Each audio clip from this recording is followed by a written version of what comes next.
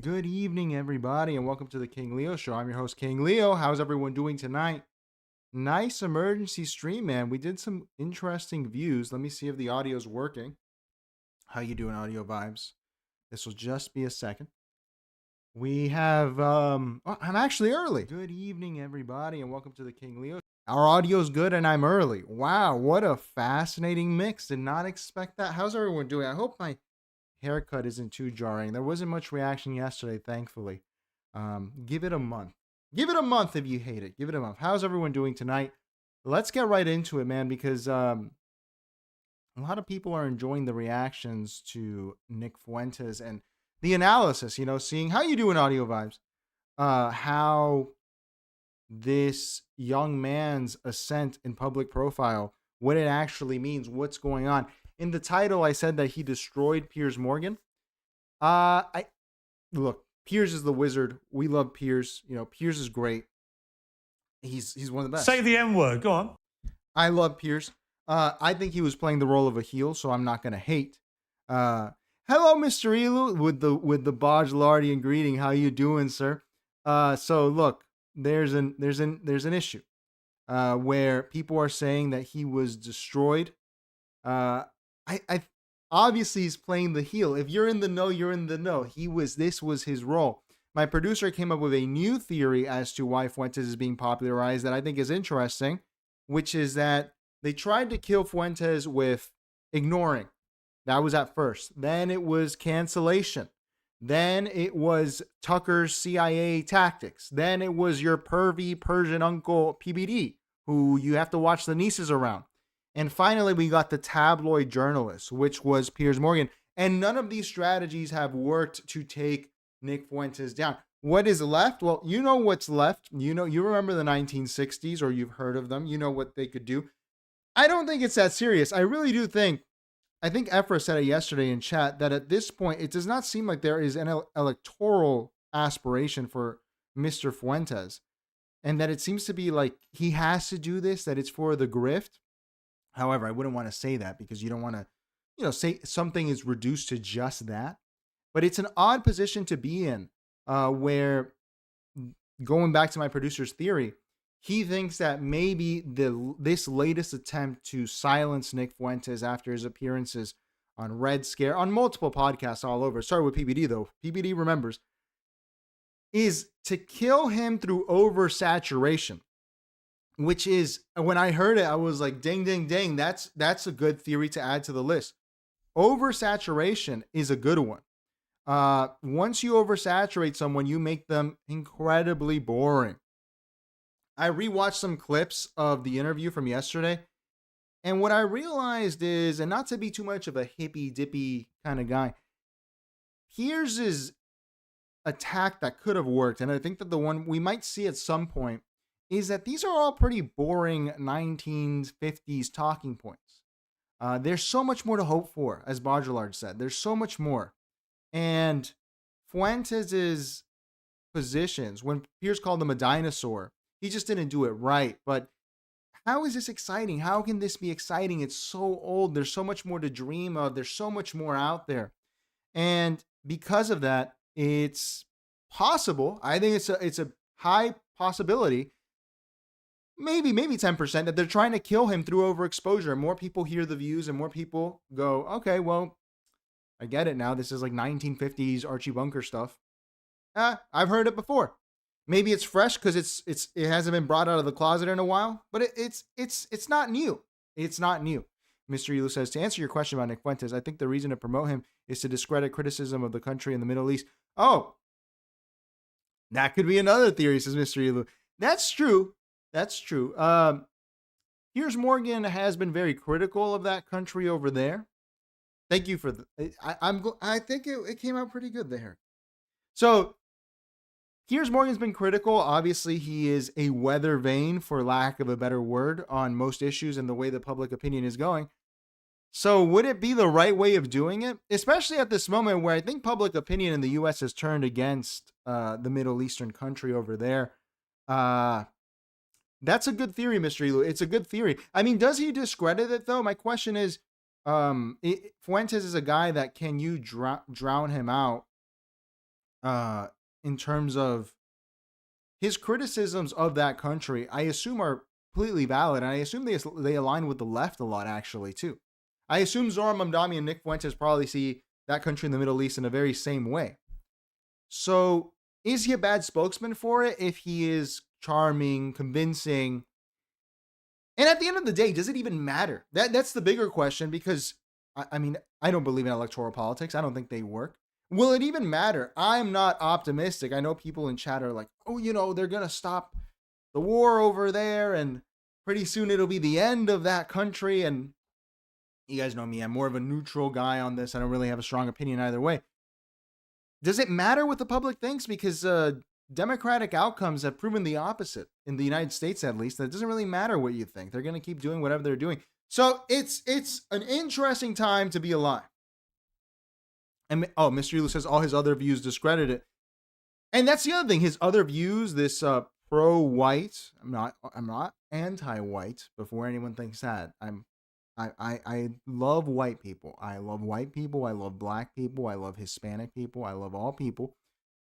There is a contingent in the country that is ready for that. I've noticed in my comments that they're like, yeah, I'm a white guy and I've been dispossessed.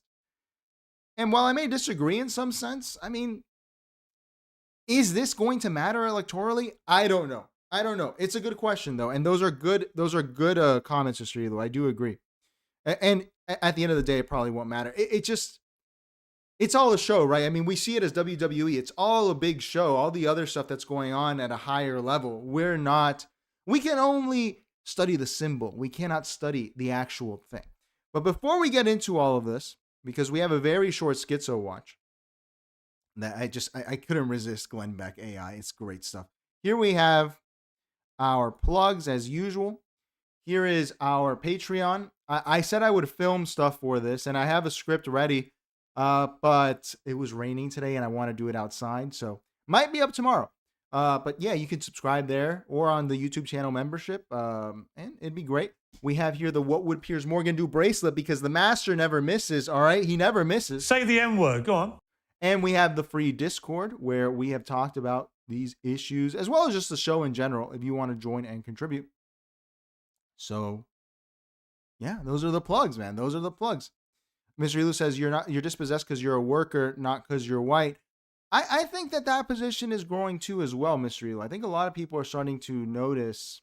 I'm not saying that things are going to go in the Marxist direction, but a lot of people are like, yeah, we're all kind of getting screwed here. I've always been, as an aside before we get into it, I've always been a little confounded by the take that white men in particular have things very hard. Because to me, it seems like, and I've talked about this before, it's a male problem in general, that men have this issue. I can't really think of a race of men or an ethnicity that has had it really easier in the past 20 years. It's been hard for a lot of men. Not saying that it's all easy for women, for the ladies out there, but for the fellas, it's been hard because capital has skewed towards a female direction. And I mean, that's just the way it works, right? I mean, that's just the way it works. I'm not angry about it, but the whole racialization of that conversation to me has always struck me as odd, because you could get a wider coalition of men that are dispossessed or just feel useless. You could start a civilian conservation corps. You could go full FDR, help the men out. You don't have to racialize it, but I understand. We're only our experiences. We're formed by our environment, as Piers Morgan said. So let's start here. I think that before I really jump up here and celebrate, I don't know if this is the end of MAGA. Okay, a lot of people were saying this is the end of MAGA. Oh, let's do our Schizo Watch intro.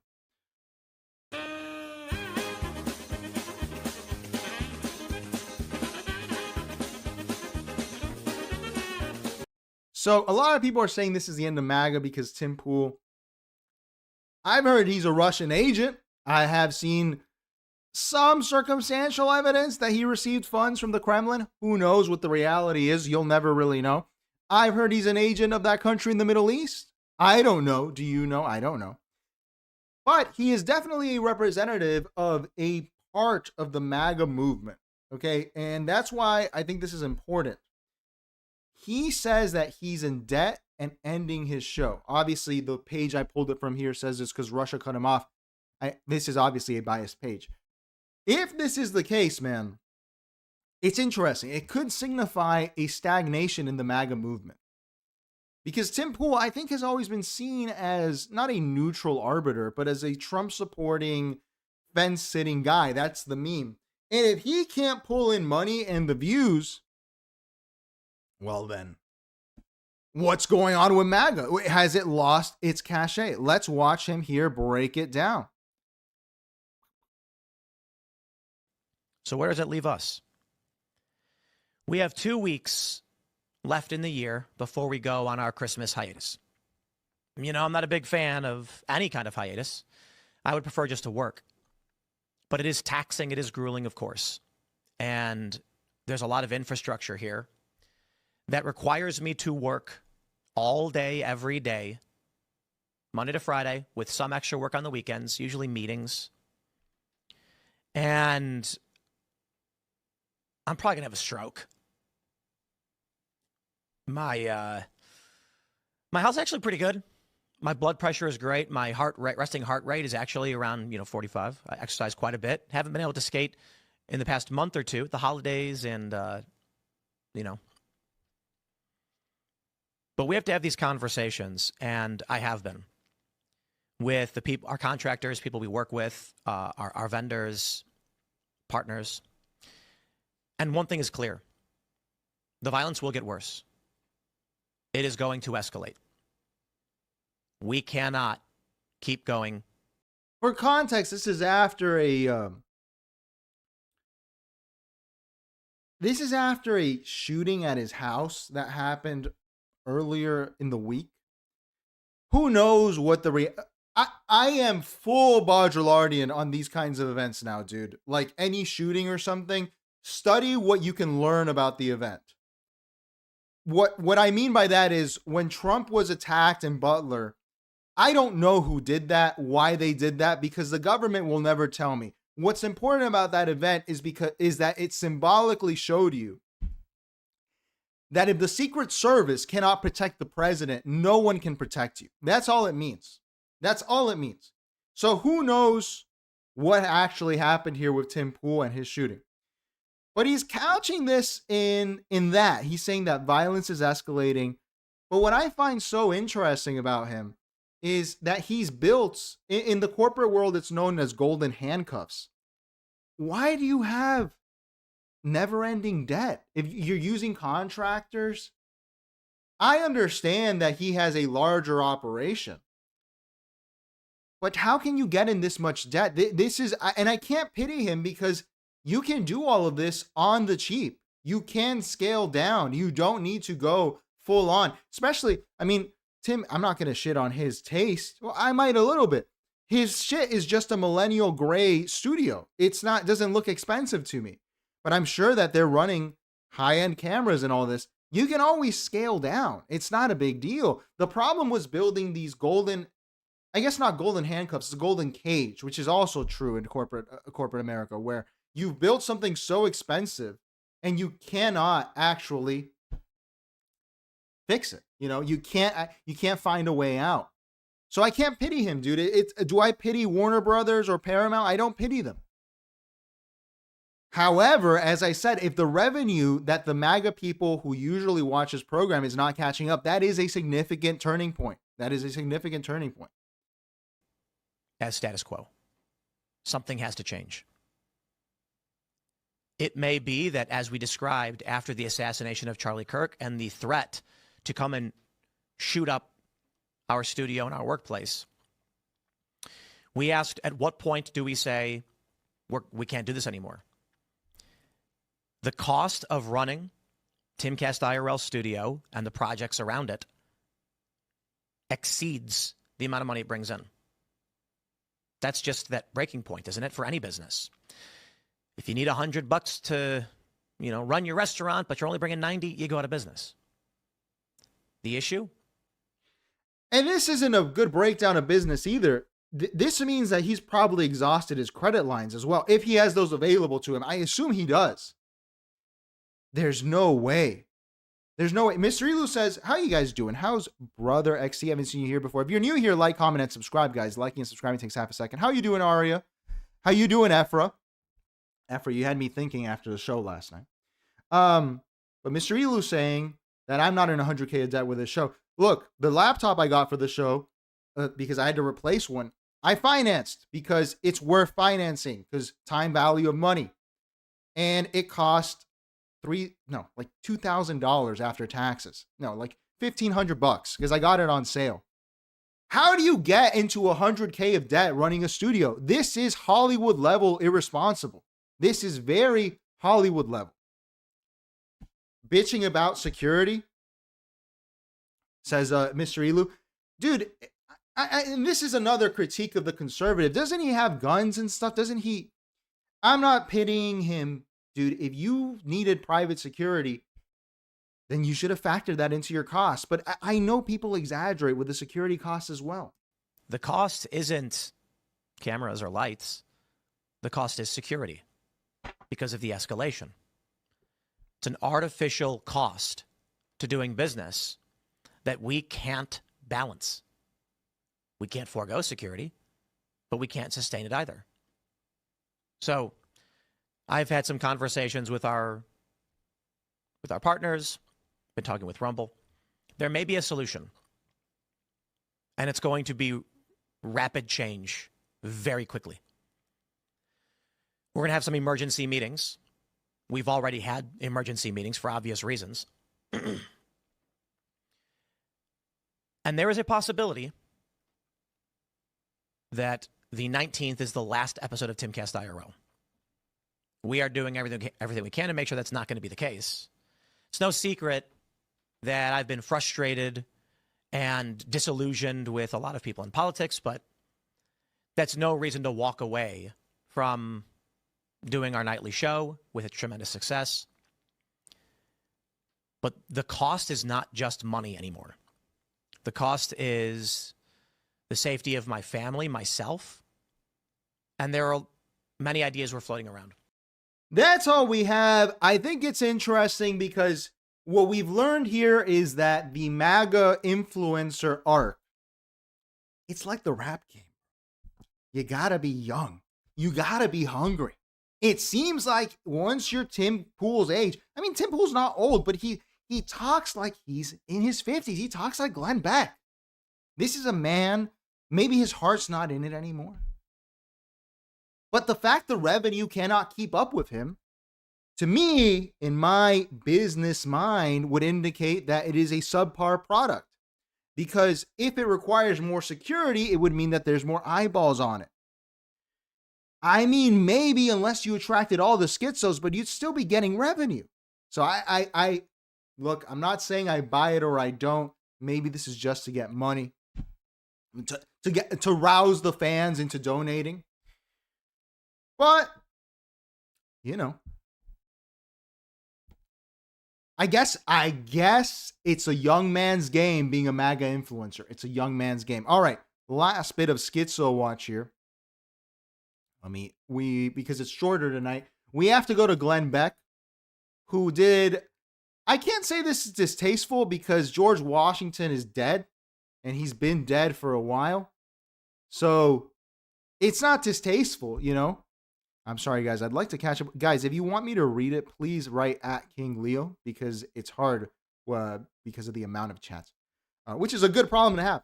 But look, Glenn Beck, man, this video is called George Washington AI Tells Me the Only Way to Save America. Conservatives, as I always say, they're the most pathetic people on the planet. Nothing against right-wingers. I'm talking about conservatives strictly. Conservatives are scum. And as always, conservatives, not only do they not want to actually read history and know what it is, conservatives will sit there and tell you bullshit all the time. I know this. You know this. A conservative will look you straight in the eye and tell you, oh no, the founding fathers weren't racist.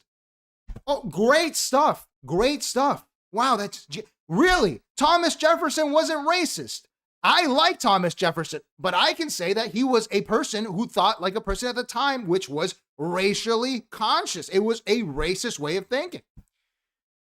So now they've gone beyond just lying about history. I don't even like calling it lying because I don't think they know they're lying. I think that they just make shit up. They just make garbage up. Dinesh D'Souza, the Democrats, they've been evil since the Civil War. They've always been evil. It's all garbage history. And now they're making AI. Let me play. This is insane. Like, conservatives, take a bow for how insane you're going to drive this country. It's a bit of the very first conversation with George AI. Listen. George, we have programmed a lot of information and given you a lot of information on what's going on in today's America. Based on your writings and the writings of the rest of the founders, what is it that you feel is the biggest problem or where we should start to fix things? If I may speak plainly, my countrymen, the greatest danger to our republic lies not in foreign arms or political faction, but in the decay... May I just interrupt you for a second? Could you just dumb it down just a little bit? Okay. I do have 29 points, and they're all referenced to exactly what we said in the past. For this, just speak in today's language. Okay. I get it. Let me speak to Americans. If I'm honest, America's biggest problem isn't political or economic. It's all moral. You've drifted from the virtues that make liberty possible in the first place. Freedom. To be free, you have to have discipline. You have to have faith. What the fuck are you talking about? I don't think George Washington would have supported the March on Selma. I don't think that this is insane. I don't even think he would have supported raising the flag on Iwo Jima. This is insane. This is designed to make you crazy. This is crazy people shit. George Washington, what are we doing here?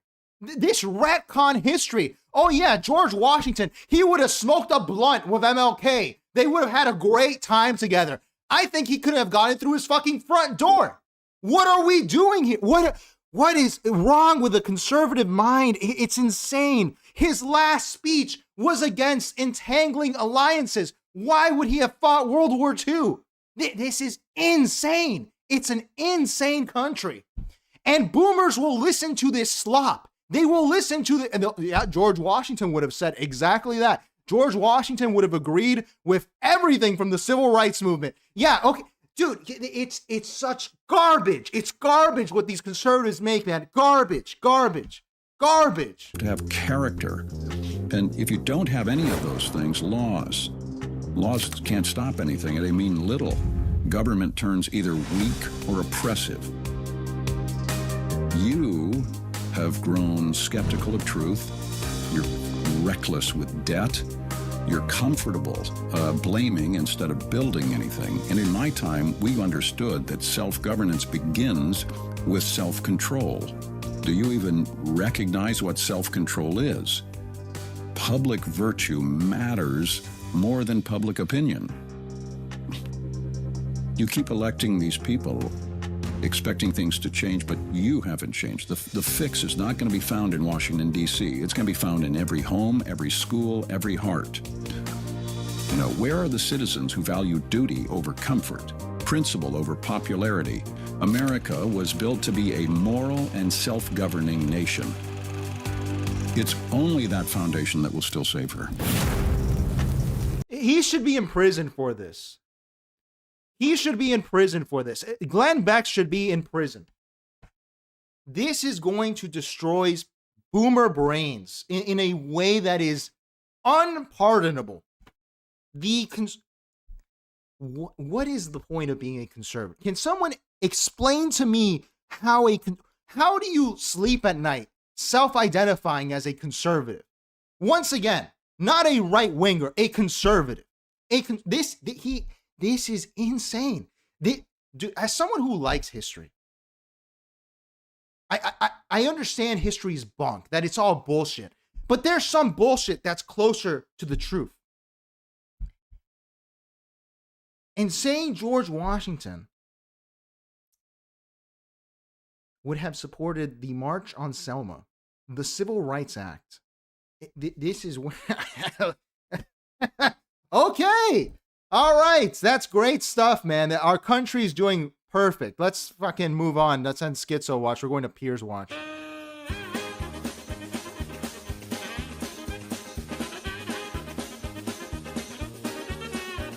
So for Piers Watch, we're going to start here on his Twitter, okay? Because there was a bit of a meltdown, if you want to call it that, from Piers. You know, we love Piers on the show. Piers is a master wizard. All right. Piers is a great man. He's a sorcerer. He's a magician. All right. He's awesome. Okay. And after the show he did with Nick, we're going to start where he started the show. Okay. What the hell? Oh, there we go. This is where it started. Okay. 5 p.m. UK, midday Eastern time. All right. So here he announces his new show called, let me make this.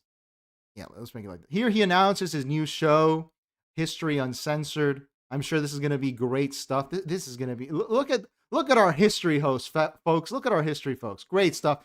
Here he's announcing it again, shilling the product. And then we have the first post, okay? It's a clip from last night's event, 2 minutes. We analyzed this yesterday. I'm not ambushing you. I'm literally revealing an anecdote you told on your podcast. This was speaking about Nick Fuentes' father. Then here we have the first response to Fuentes, who said, great interview at Piers Morgan. And Piers said, thank you for coming on Piers Uncensored. I think we got to know the real Nick Fuentes.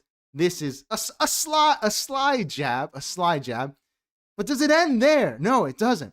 Here we have Breaking 911 that says, Piers Morgan, do you think Hitler was really effing cool? Nick Fuentes, yes, and I'm tired of pretending he's not. Why do people give this lunatic a platform? Quote tweeted, in my case, say the N-word, go on. To challenge him on his views and make him reveal what he really is. Okay. And here we go again. Name dropping his father, who is not a public figure, isn't journalism. It's pure slime and terrible karma. Another quote tweet.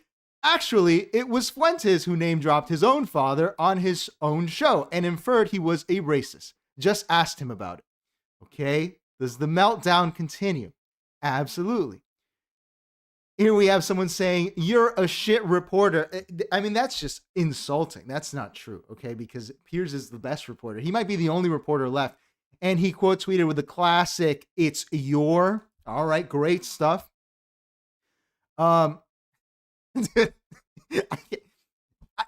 Piers, he is active on Twitter. This is him. This isn't his team. His team is the Uncensored. So all of these are being tweeted from his phone. Here, Steven Crowder reacted to the interview. Piers Morgan is a liberal at heart. So he spent the whole interview trying to gotcha his way through identity politics on a guy who already rejects the premise. And here he quote tweets Crowder, the guy literally admitted he's a racist. I didn't have to gotcha him. He's proud of it. Maybe you should have asked him about his racism in between all of your softballs, which is great because Piers had Steven Crowder on recently. So we're going to have a great WWE rematch at some point. We have him here reposting Mohammed Hijab, the famous Muslim, what would he say, evangelist? Are Muslims evangelists? Promulgators? A promulgator of Islam in England who says, I'm sorry, but Nick Fuentes struggled in his interview with Piers Morgan quite a lot. Underwhelming performance. I don't think that's unexpected. I'm not a fan of Mohammed Hijab. My producer, who is of a Muslim background, he calls these guys Sunnitards. He is not a fan of these Muslim promulgators. And I think that he was out of touch with this because I don't think a lot of people had that impression. Here someone says, nothing highlights the generational divide between Zoomers and Boomers, which remember, Piers hates being associated with the Boomer generation. This was the best insult Nick Fuentes could have used. Better than the Nick Fuentes Piers Morgan interview. It's almost as though they live on completely different planets. And Piers quote tweeted and said, we definitely live on different planets when it comes to our view of Hitler. Piers. He's playing the heel too well. He's giving the whole game away. We know it's WWE. It can't be. And here we have great stuff. As I predicted, the rematch. Steven Crowder says, must have watched a different interview. We can talk about it on Thursday, which Piers Morgan declines. Look forward to it because the circus master, the king, the wizard, Piers. Let's do our Piers intro, man, because we need to do it. We need to do our Piers intro for this because he's the best. He's the greatest wizard to ever live. Hang on. No, hang on. No, hang on. No, hang on. No, hang on. No, sorry. I hear you and I accept that and we'll leave it there. Thank you all very much. Say the M word. Go on. The great wizard Piers Morgan, okay? Looking forward to it. He will never pass up an opportunity to get bigger. He needs to have Crowder on for the rematch. I can't wait for Fuentes. It's the rumble in the jungle. It's the Thriller in Manila of our lifetimes because boxing sucks now, so this is better. Here he blocks someone, Dan Wooden. He really is the most sensitive little woke puppet in Britain. Well, actually, usually his Beverly Hills mansion. I guess I joined the club of those white Englishmen he'd trade for a chicken tikka masala. They're not letting that go. The U.S. needs to wake up to the fact Piers Morgan is the literal enemy. He's not the enemy. He should be the president. You're a Kiwi, you fraud. Born in New Zealand and didn't come to England until you were 21. Unlike me, who was born here. I definitely swap you for a good curry and send you back to Wellington. As for the US, they've never heard of you. You think you can take on a tabloid journalist at this shit? Piers was trained at the Daily Mirror. He started a movement against the Iraq war that went worldwide. He called the last 3 elections perfectly. He won Dancing with the Stars and The Apprentice. You think that your Kiwi ass New Zealand fucking, what do they eat out there? New Zealand garbage eating Anglo derivative is gonna come after the great Anglo king Piers Morgan? No way, not possible. Nick Fuentes was absolutely hilarious on Piers Morgan. Piers, I find it extraordinary that, we can't say that, could ever be something to you joke about. Nick, why? Too soon? Quote tweeted, hilarious. Dude, Twitter let me down. Well, he quote tweeted and said hilarious. Man, no, we're getting to the good stuff now, so we have to go back. Dude, he went on, this has been all day. Here we go. Okay, hilarious. So great stuff, but now the real meltdown is going to begin. He's quote tweeting, he's retweeting obviously people that he likes. Groypers just had to sit through their hero being dragged by Piers Morgan. What humiliation! Piers, here's a story you told about your dad. Let's talk about it. That is a new low. Why are you attacking my dad? Piers, it's your story that you chose to share on your show. And consider the source. This is a veteran Christ follower. Probably an evangelical, whatever. Veteran. I assume this is some CPAC-oriented guy. Let's continue. And then here just reposting clips that portray Fuentes in a bad light. Now here we go. Now he's interacting with normies. Have you ever had sex? Piers Morgan asks Fuentes about his sexuality. Johnny Nomadic says, would he ever ask a female guest the same question? And Piers says, if they spewed vile, hateful rhetoric about men, yes. And you know Piers would ask it. Don't pretend he wouldn't. He's the king. He had on all those OnlyFans models to fight each other, okay? Look at these retweets. A whole diatribe about how Piers won the debate. My God. The master. The New York Post, which Piers writes a column for. Piers Morgan slams Nick Fuentes for calling Hitler effing cool. What a crock of S. In a shock development, gazillions of little groypers have bombarded social media to declare their hero a winner for admitting he's a Hitler-loving racist incel who hates women because he's never had sex. You need better heroes, groypers. So here's Piers with some advice. This is great. Oh my God. Here we go. Andrew Tate, who Piers has interviewed on before, he gets the views. Piers' tricks don't work on Nick because he realized the same thing I did long ago. I double down on everything I say and I repeat it and I don't give a fuck. And Piers says, I never set out to win in debates. That's right, Piers. Say the N-word. Go on. With people like you or Fuentes, just hold you to proper account for incendiary things you say and let the audience judge accordingly. You're both proudly brazen misogynists. That's not brave. It's pathetic. So let's skip ahead to where he really went off his rocker when he started talking about the boomer insult. Because the boomer insult, as I've said, he does not like it. He does not like it. Obviously, Piers has to brag about his views. 1 million views in just 5 hours for this interview. I urge you to watch it in full to understand the Fuentes phenomenon and see him held to proper account. 2 million views in 15 hours. Huge interest in my extended interview with Nick Fuentes. It's well worth watching. Don King, are you dead? Is Piers Morgan the Don King of this generation? It's well worth watching in full given his rising profile in the US. Nick brought clicks to make the boomer feel relevant. And here we have, I have 8 times as many followers as him on here. The boomer feels fine, thanks. He hates. As I said yesterday, Piers is a boomer Gen X cusp. And if you know about the fourth turning, anyone that's born on a cusp does not like to identify with the older part of the cusp. This is, dude, I know this from people that have met Piers personally. The ultimate insult. If you call him a boomer, you will set him off. It's really, really funny. And it didn't stop there.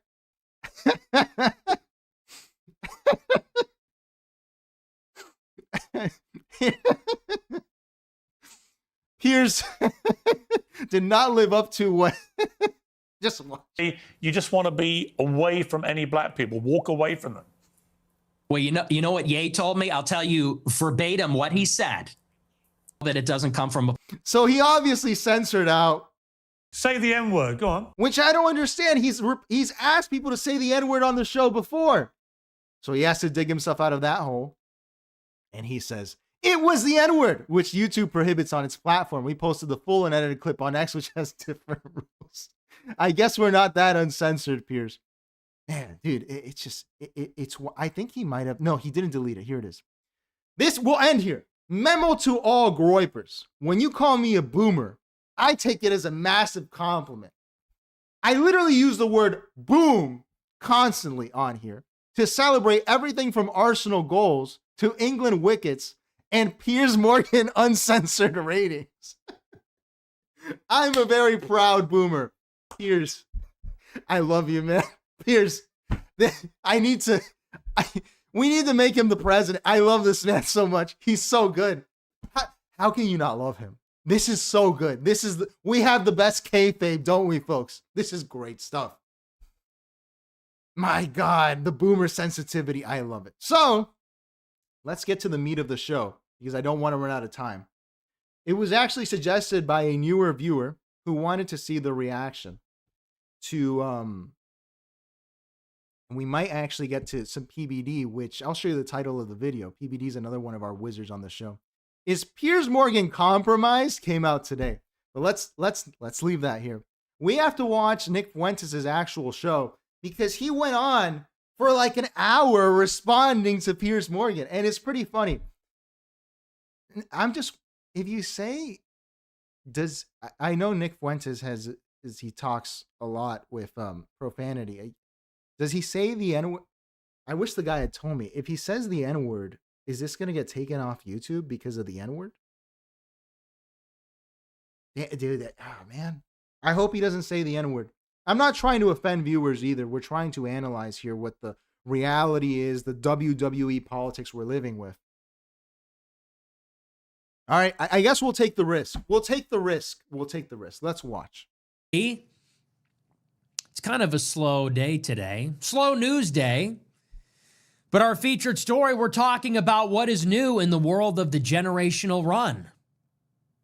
I am in the news again. And tonight we're going to be talking all about my appearance on Piers Morgan Uncensored this morning.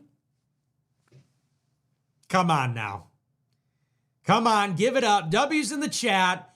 W's in the chat. Generational run doesn't stop. Generational run never stops. This is the eternal run. So It's a victory lap. It's a victory lap.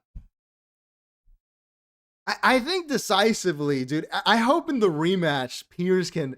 It would be so much more entertaining if they do a rematch and Piers wins that one. And then they have to do another one. It'd be great. And we ended 2025 very strongly. I think this might be one of my last major collaborations this year. I still got a couple planned, but this is like the last big one, I think. And we ended on a great note. I'll be honest with you. I was a little nervous about this one. I was a little nervous. It's been a while since I did a combative interview with a liberal before. But I locked in. That's that simple. I got dialed in. I locked in. I prepared. I strategized. I studied. And I came out on top, the reigning champion. Who's left? Who's even left? What else you got? What else you got? What time is it, huh? Broken clock right again. I really think we would benefit from. I know he's on icy territory with Tucker Carlson. But Tucker Carlson, I think we've kind of accepted that he is the Vince McMahon of the right-wing online people. Okay? He's the one putting the whole show together. And it would be funny if we could get post-fight interviews from Tucker of both of them. I mean, we might as well go full wrestling, right? Go all out. Why not? We need to do this. It's the only entertainment left. What else are you going to put on? The NBA sucks now. There's nothing else to watch. It's politics. They should have like sponsors and shit too. That'd be cool, man. We might as well take it as wrestling all the way. So we'll talk about it. We'll get into the appearance. It was a lot of fun. And I don't think it went the way Piers thought it would. Actually, I don't know. It's funny because during the interview and afterward, he seemed like he thought it went his way.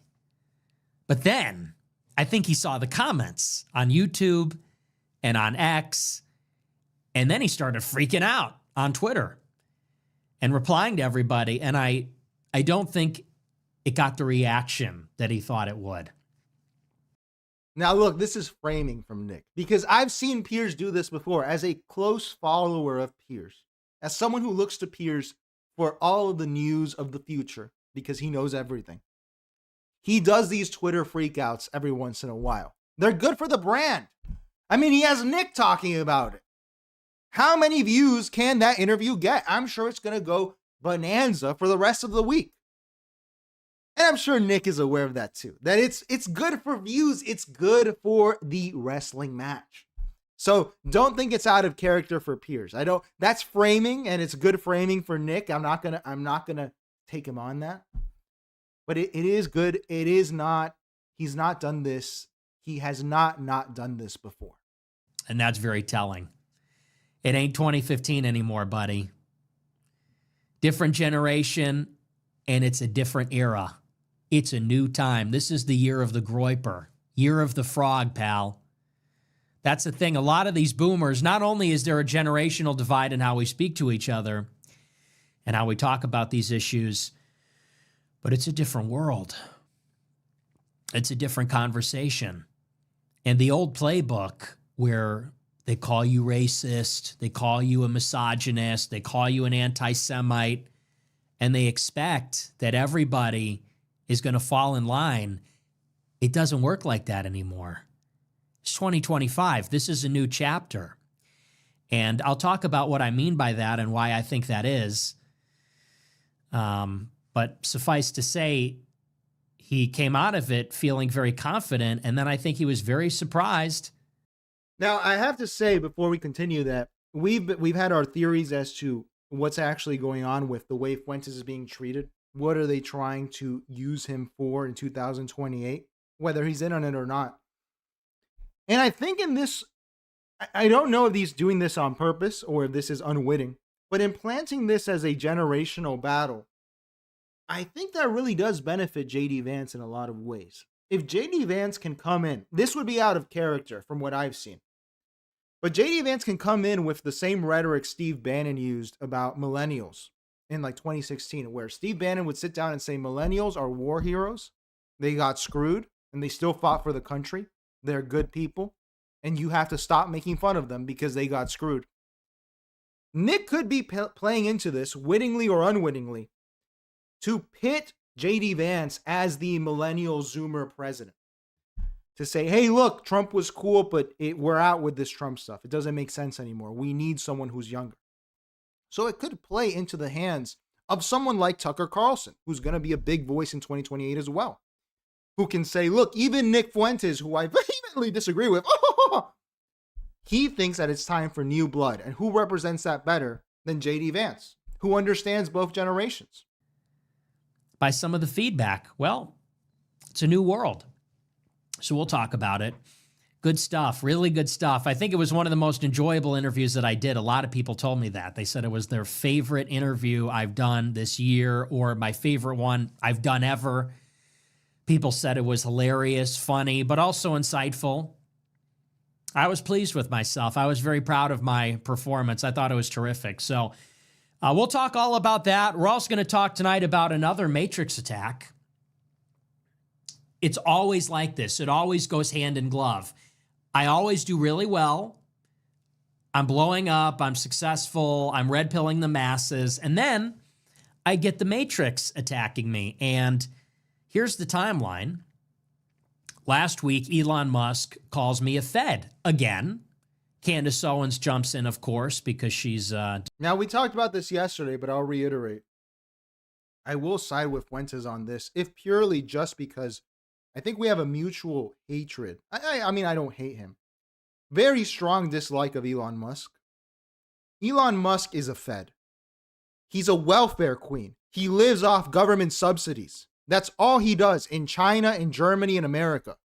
His family is connected to the Canadian government, the American government, the South African government. This is a Fed. This is literally an agent of the federal government of the United States. That is what Elon Musk does. As I said yesterday, you think that China let him in for no reason? They just really like Teslas? No, he's obviously a trade representative of the United States by proxy. He's a Fed.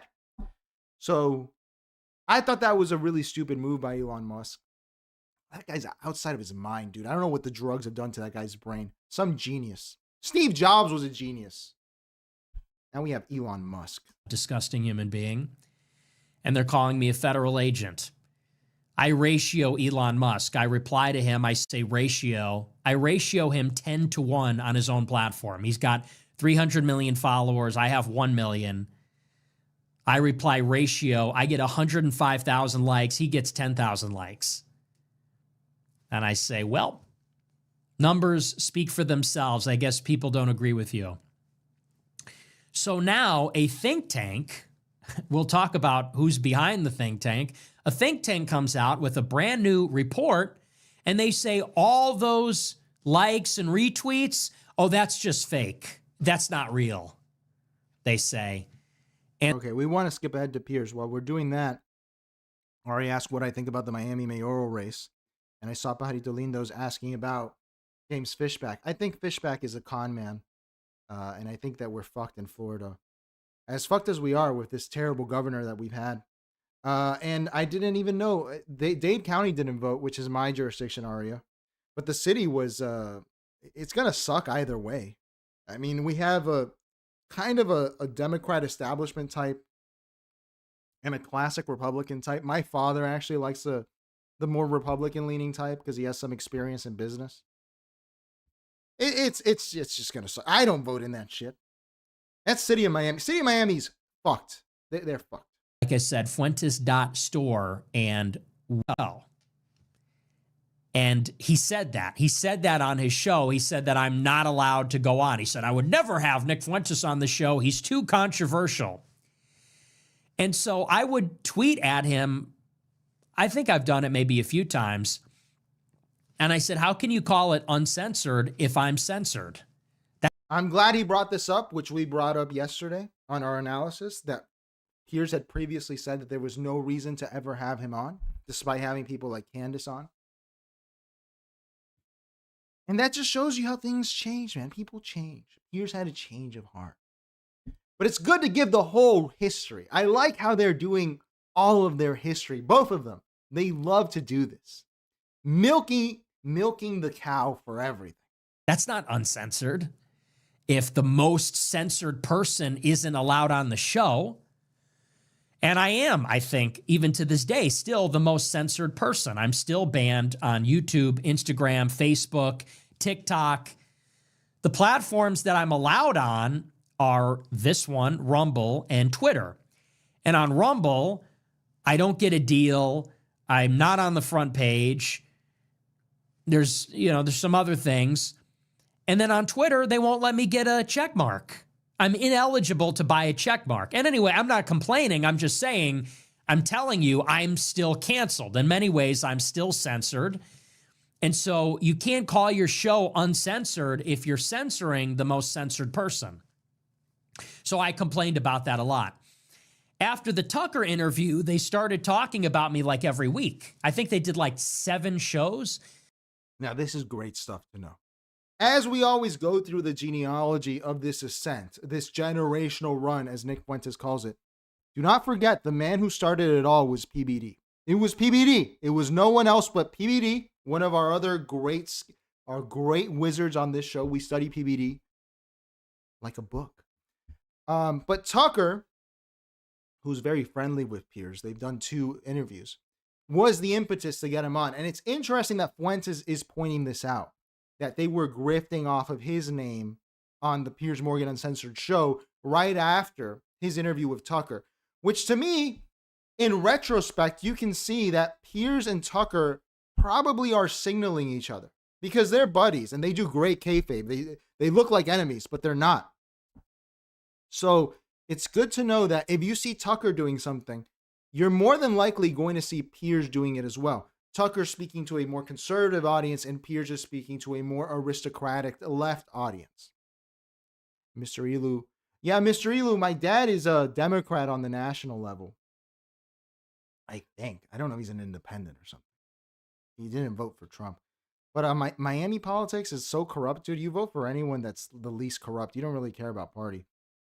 Because they all suck. Our mayor for the county is a Democrat, and she's like the worst person ever. And our mayor for the city is a Republican, and he's the worst person ever.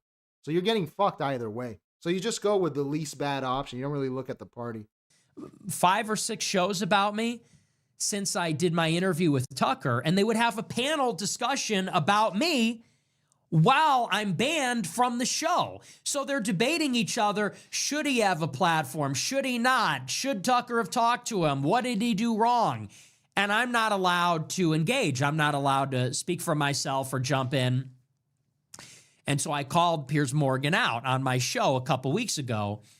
I said, how many shows is he going to do where he talks about me, but he won't talk to me? I said, because that doesn't seem fair. And so around Thanksgiving, he challenged me to come on the show. He said, you're right. It's about time. I'm going to talk to you. And he invited me on the show. And I got in touch with his producer, and we set it up very quickly, scheduled it for Monday.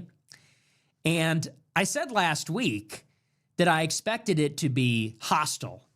By the way, because we saw yesterday that Piers called Nick out for saying the anti-Indian slur that starts with a J. I'm not going to repeat it.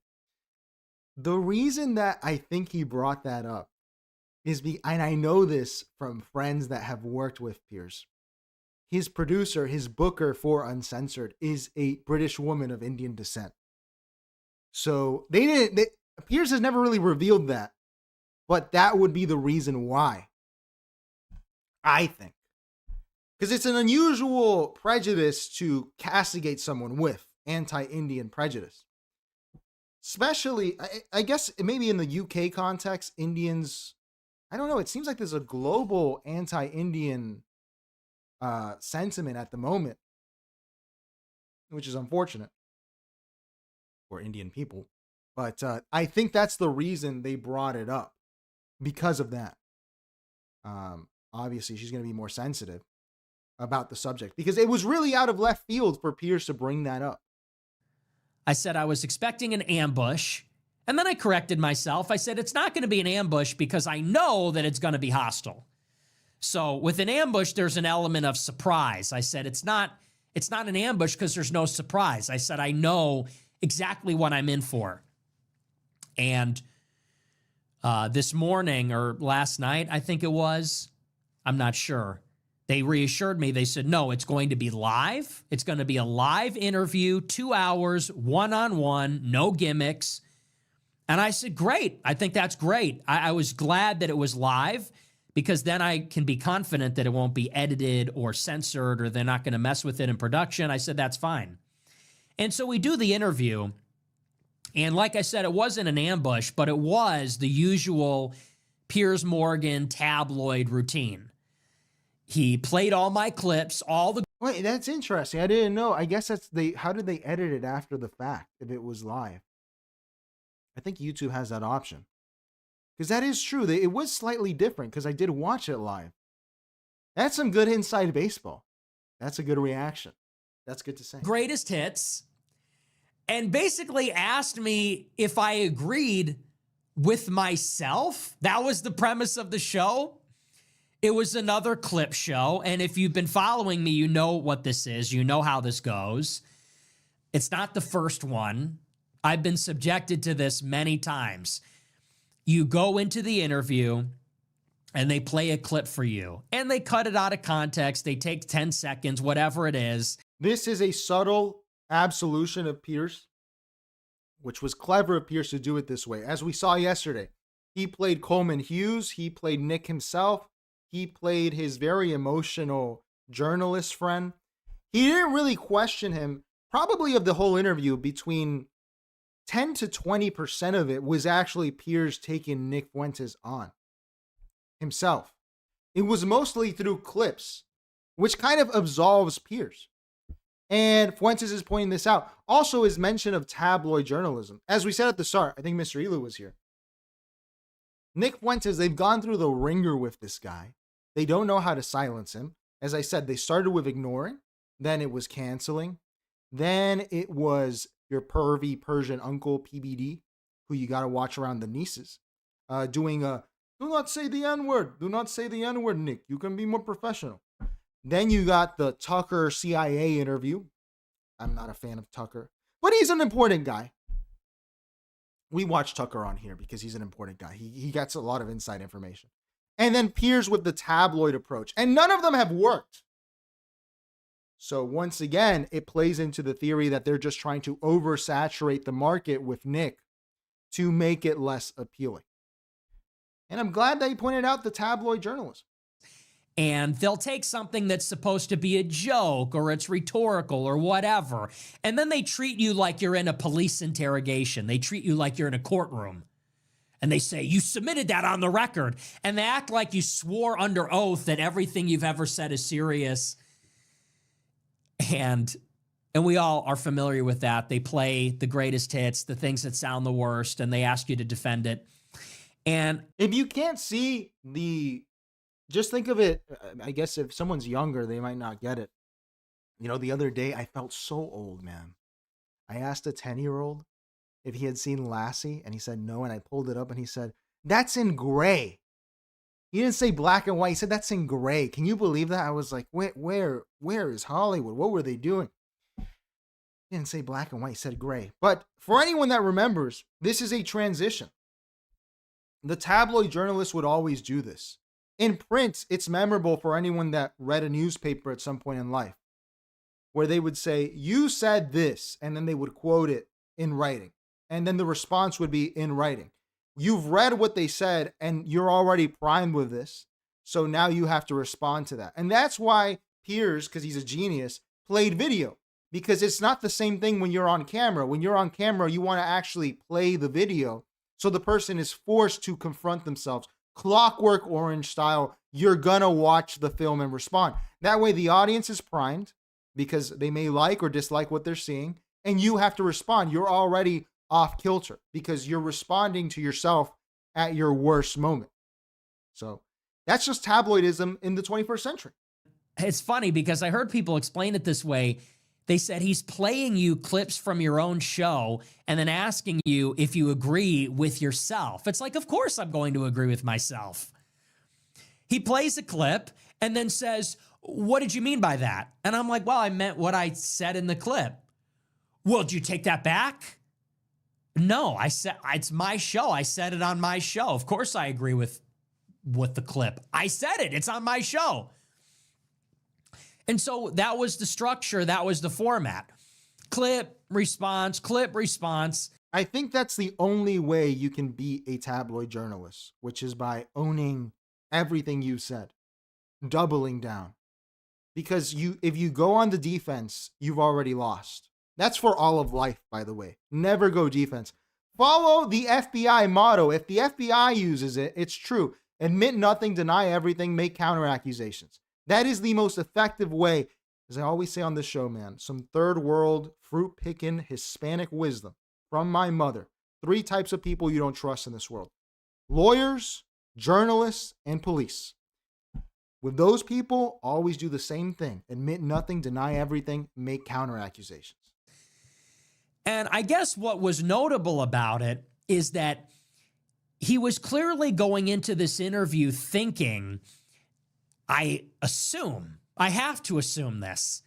He went into it thinking that I would be embarrassed or ashamed, or that he could shame me. And so he'll play a clip where I say, blacks should be in prison, women need to shut up, Jews are running America. And he thinks that I'm going to blush and get red in the face and go, oh, I didn't mean it that way. I'm not racist. I'm actually a really good guy.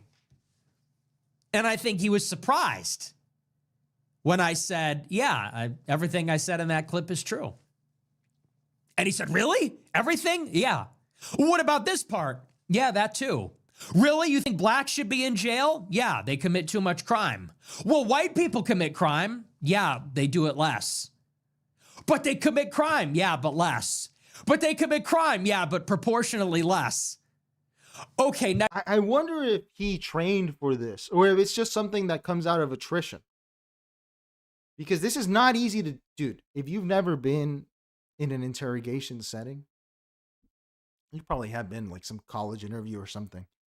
It's very easy to throw out your plan because they will get you on tilt, as they say playing poker. They will get you on tilt. So I don't know, because he's interacted with the police in the past. Nick Fuentes is a great police interaction, by the way, guys, whether you're left or right. When he decided not to speak to the cops, I saw that clip on Twitter maybe a year ago. That's exactly how you should handle police. If you hate this guy or love him, doesn't matter. That's how you should interact with police. Say nothing. So either he has great training or he literally trained for this interview. This is not an easy characteristic to have, to say, I have a plan, I'm going to stick to it, you're not going to get me on tilt. I had everything says, what's up, man? How's New York? Even if Nick apologized for his comments, it's his haters are not going to forgive him or forget. Absolutely. So there is no benefit. Does John Cena apologize to Dwayne Johnson or vice versa? Absolutely not. Did you ever see, I don't know, Stone Cold apologize? Never. They hit you with a chair even harder. This is good training. This is good rhetoric. Very smart. To win the debate. Electorally, I don't know how it translates. As we've been speculating on the show, we don't know if this is a coalition that actually matters, the Nick Fuentes coalition. But for a debate, it does help. next subject. And this was the flow of the interview. And I say that I have to assume this because he started out the interview with the Coleman Hughes clip. And we covered that clip. Dude, I am on Piers' level. We played that Coleman Hughes clip last week because it's important. Nick said it on the show, but I said it a week before. I don't know if he trained with some of our analysis here. He said Coleman Hughes works for Barry Weiss. He's a grifter, a liar. He made his career on trying to one-up Ta-Nehisi Coates, who, whether you love or hate what he says, is probably the most talented writer of the past 10 years. He's a great writer, whether you agree or disagree with his conclusions. So I'm glad Piers started with him. He's the easiest idol talisman to tear down.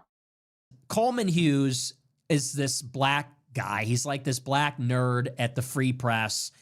I had never heard of him. Apparently, he's very important to himself. For any new viewers, because we did it last time, let's watch Coleman Hughes's rap real quick. Let's watch him so you can get an idea of who this guy is. Coleman Hughes, in case you weren't aware. Look at my attitude after they call me a Tom and Ray call me a coon. It's a 10, bitches a 10. Don't tell me who to offend. Losing a few of my friends. Yeah, I've been booted from public events. And it was all over something I said. Cause it was blasphemy. Never was lacking audacity. Point to a flaw in the fallacy. Read on a different mentality. So that's who Piers Morgan was using. A nerd. He is a nerd. A nerd wannabe rapper who made his career on saying, I think no, that's not how he talks. I think that reparations would be inappropriate. That's his whole career. And now he works for Barry Weiss. And they play this clip from Coleman Hughes. He's at the Free Press. And for those that don't know, Free Press is Barry Weiss's publication. Barry Weiss is like an Israeli spy. She went to Columbia University. Well, actually, before she did that, she graduated high school and then went to Israel. This slant, as I always say, Barry Weiss is the sexiest woman in America. I would risk it all for Barry Weiss. So this slander, we'll put up with it for the analysis. But Barry Weiss is a beautiful woman. Graduated high school, then did a fellowship in Israel. Went to Columbia, started a pro-Israel campus group where she tried to get professors fired for being in favor of Palestine. It was called the David Project and Columbia Unbecoming. Funnily enough, she was in the same group as Bronze Age Pervert. You know, Costin Alamaru, Bronze Age Pervert. He went to Columbia at the same year, and he worked on the same project, the same pro-Israel thing with Barry Weiss. Just a fun tidbit. After she graduated, Barry Weiss went back to Israel, and she did another fellowship under Yoram Hazony. She came back to the United States and started working for Bret Stephens, who is a Jewish editorialist for the Wall Street Journal at the time. Bret Stephens used to write for the Jerusalem Post before that. So he was like her mentor, and then took her to the New York Times. And then after the New York Times, she started Free Press. So she is like a trained Israeli propagandist. That's why she was in Israel. She was in Israel in high school, after college, in college, at Wall Street Journal, at New York Times. She is a trained Israeli propagandist, and that's what the Free Press is. And she was in the news lately because David Ellison, the son of Larry Ellison, bought her publication for $100 and some million and then made her the editor-in-chief of CBS. And now CBS is extremely pro-Israel. All their news reporting about Israel talks about how Hamas are terrorists and Israel's defending itself. And anyway, that's where this is coming from, just so you understand. And it's important to understand this for later in the story. So this Coleman Hughes, he's at Free Press. It's a pro-Israel propaganda outlet. And he does this video where he explains my strategy. And he says that when I'm on my show, I have one persona where I'm an extremist and a fanatic and I'm crazy and I'm hateful. He says, and then I go on an interview and I act moderate and I pretend like I'm a moderate, sensible, reasonable person and I act polite and I'm nice and all this. He says, and that's the conceit, is that I'm doing a charm offensive. I'm pretending to be a nice guy. And then when I become dictator of America, I'm going to take the mask off and become the second Hitler. As I said yesterday, and I'm glad that he's reasserting this, this insult is really taking off. This, you could call it an ad hominem, but it's more of an accusation. They do this to everyone. I've done it to Erica Kirk. They've done it to Tucker Carlson. They've done it to Nick Fuentes. They've done it to Trump even. To Zoran Mamdani, they did it. This two-faced, which is very appropriate for this schizophrenic country, which has multiple personality disorder at this point. Where the accusation that I think we'll see in 2028 a lot more is that someone is two-faced, that they are not who they say, that they are Dr. Jekyll and Mr. Hyde. Because they keep using this insult to the point that other people have to address it. And I don't know how powerful it is, because in an age of code switching being normalized, everyone knows what code switching is now, that people can't interact with different people in different ways, which is absolutely true. I think Fuentes is denying he does this, but this is objectively true. You're going to interact with, on your channel, with your fans differently than you would with an interviewer. Absolutely. Why not? It's a weird accusation to make. Why would anyone care that someone is different in one context versus the other? So I don't know if that's going to work out for the counter Fuentes protesters. And I said this to Piers Morgan. I said, you know, first of all, he's a propagandist. Second of all, I said, my show is entertainment. I do a monologue, and it's funny, and it's rambunctious, and it's provocative.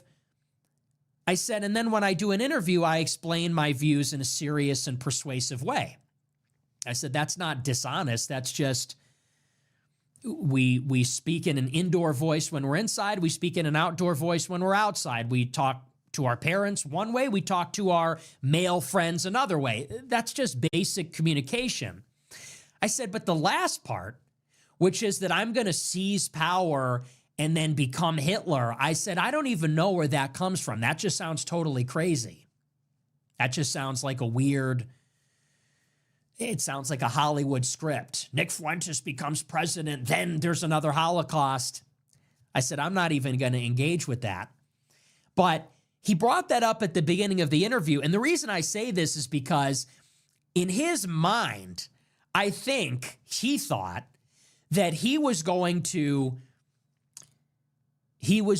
distill or break down the two personas. In his mind, all the other interviews, I'm being given softball questions and I'm being allowed to come.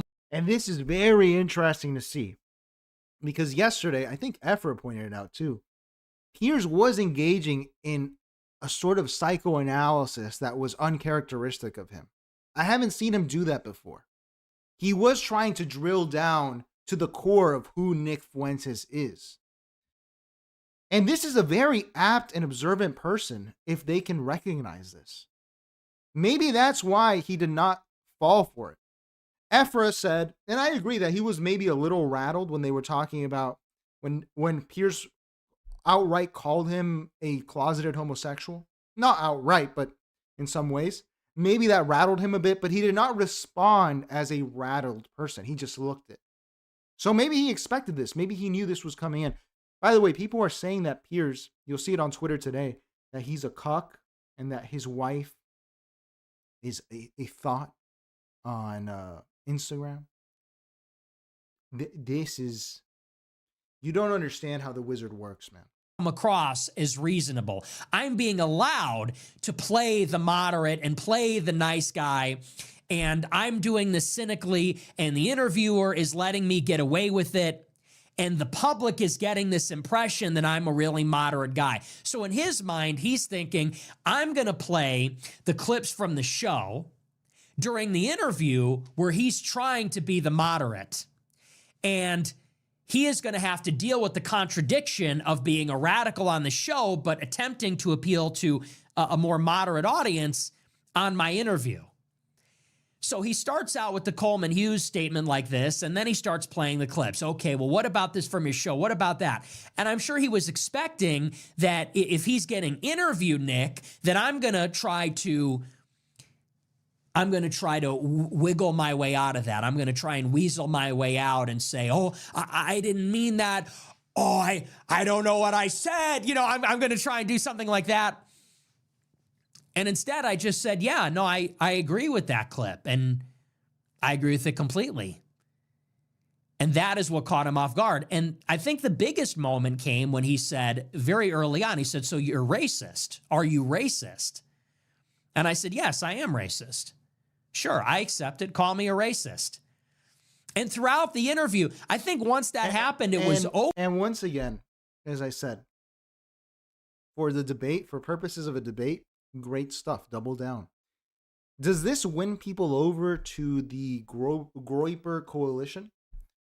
Does the Groyper coalition, is it large enough to matter electorally?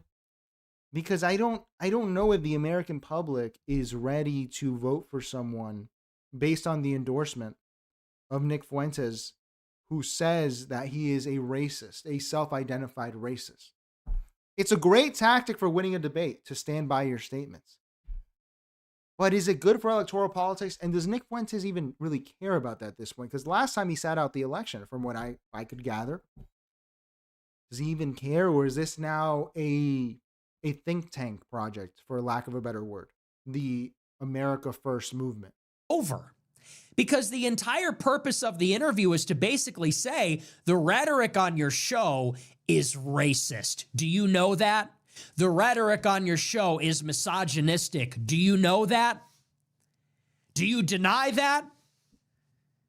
And once I accepted it and said, yes, I'm racist, I'm misogynistic. Now what? Okay, I'm racist. I don't care. I'm not ashamed. I won't even deny it. Now what? Now what do you have to say? Okay, congratulations. You did it. He said on Twitter before, he said, we're going to give a proper examination of his views. And I knew what that meant. I knew what was coming. He said, you're racist, aren't you? Admit it. I'm like, yeah, I am. I am. Now what? And what about that? Now what? And he had nothing. And throughout the interview, he's restating it in new ways, restating it in novel ways over and over. But you see, you said you're racist earlier, but you see, you've conceded you're racist. The only thing I haven't seen him do is to be a little suspicious of Piers, which could be part of the kayfabe, to say, hey, he went really easy on me. These tactics for Piers has a 30-year career at this point, a 30-year career, tabloid journalist, real journalist on CNN, host. They're very elementary. Was this the point? What was Piers Morgan's real agenda there? And I don't see any self-reflection on that yet. The audience know, ladies and gentlemen of the jury, he is racist. And I said, congratulations.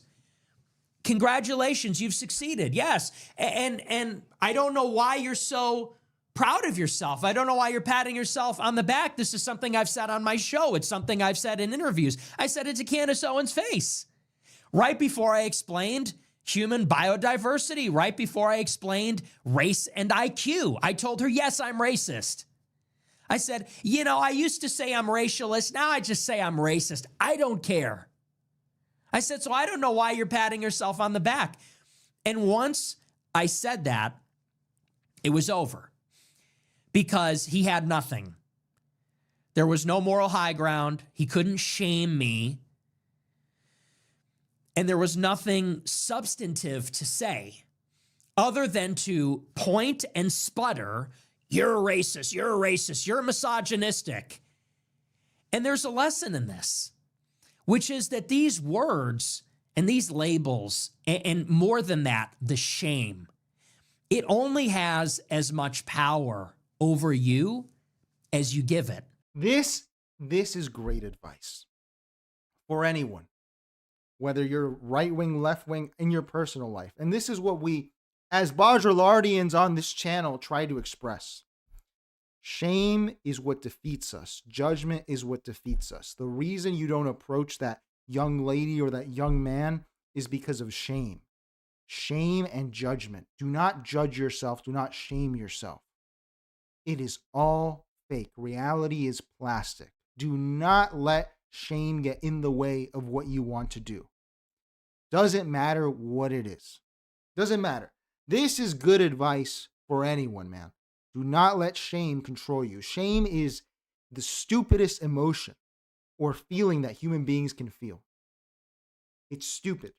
Do not let shame defeat you. Now, I understand that for normal people, there's a little more to the story, because if you get called a racist, you could lose your job. You could be expelled from school. Your wife or your girlfriend might leave you. Your family might. And for any Fuentes fans, I don't mean go out there and call minorities ethnic slurs. Like, don't call me a spick, okay, or a wetback. What's the other ones? What are the ones we got? Fruit picker, car mechanic, grease ball.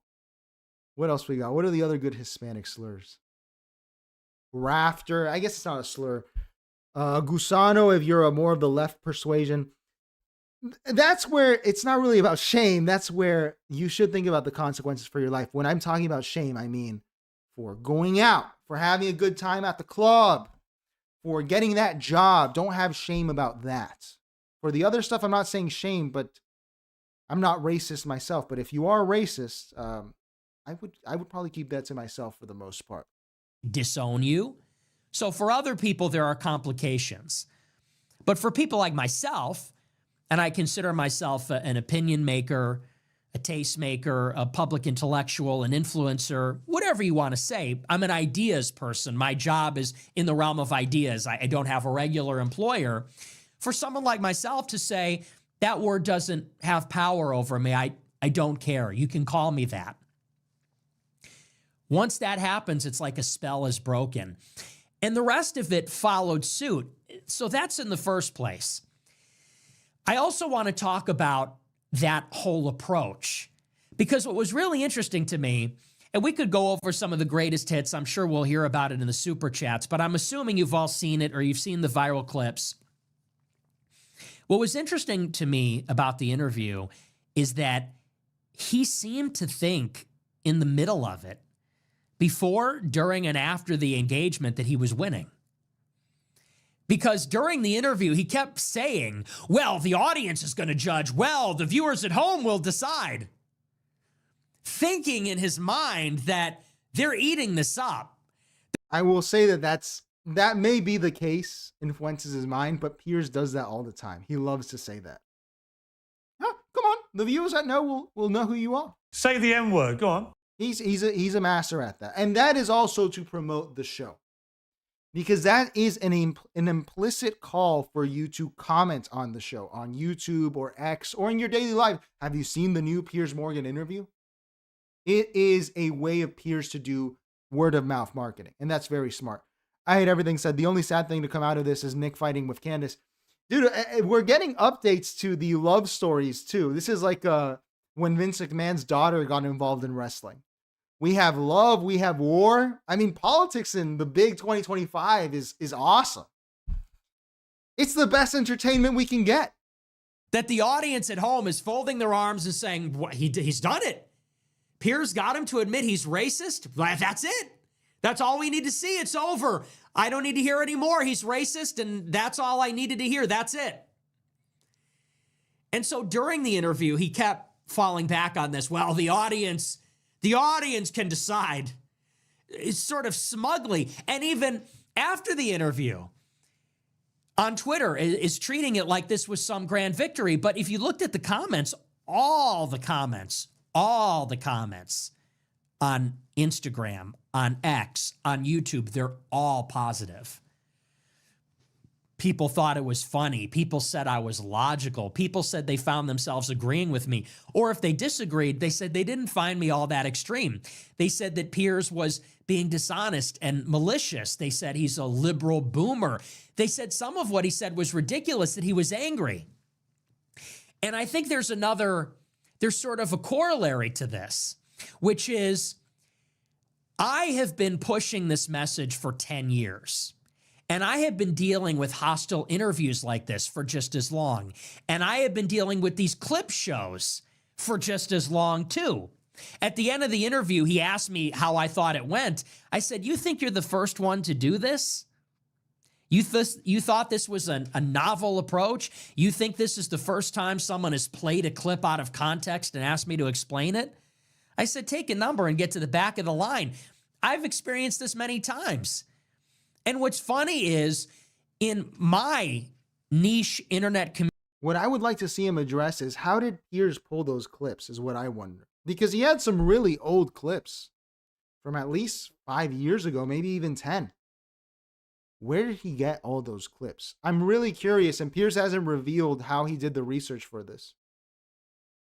How did he get all those clips and line them up?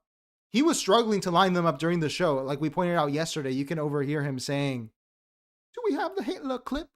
So I think that Nick Fuentes, the victory lap is interesting, but I would like to see some more suspicion of the easy dub as he's portraying it to be. You think Piers would hand out an easy dub for no reason? Community, and maybe more broadly, my generation. This engagement between Zoomers and Boomers, it's been happening. It happened. It happened years ago. And what I mean by that is, maybe this is just reaching Piers Morgan now.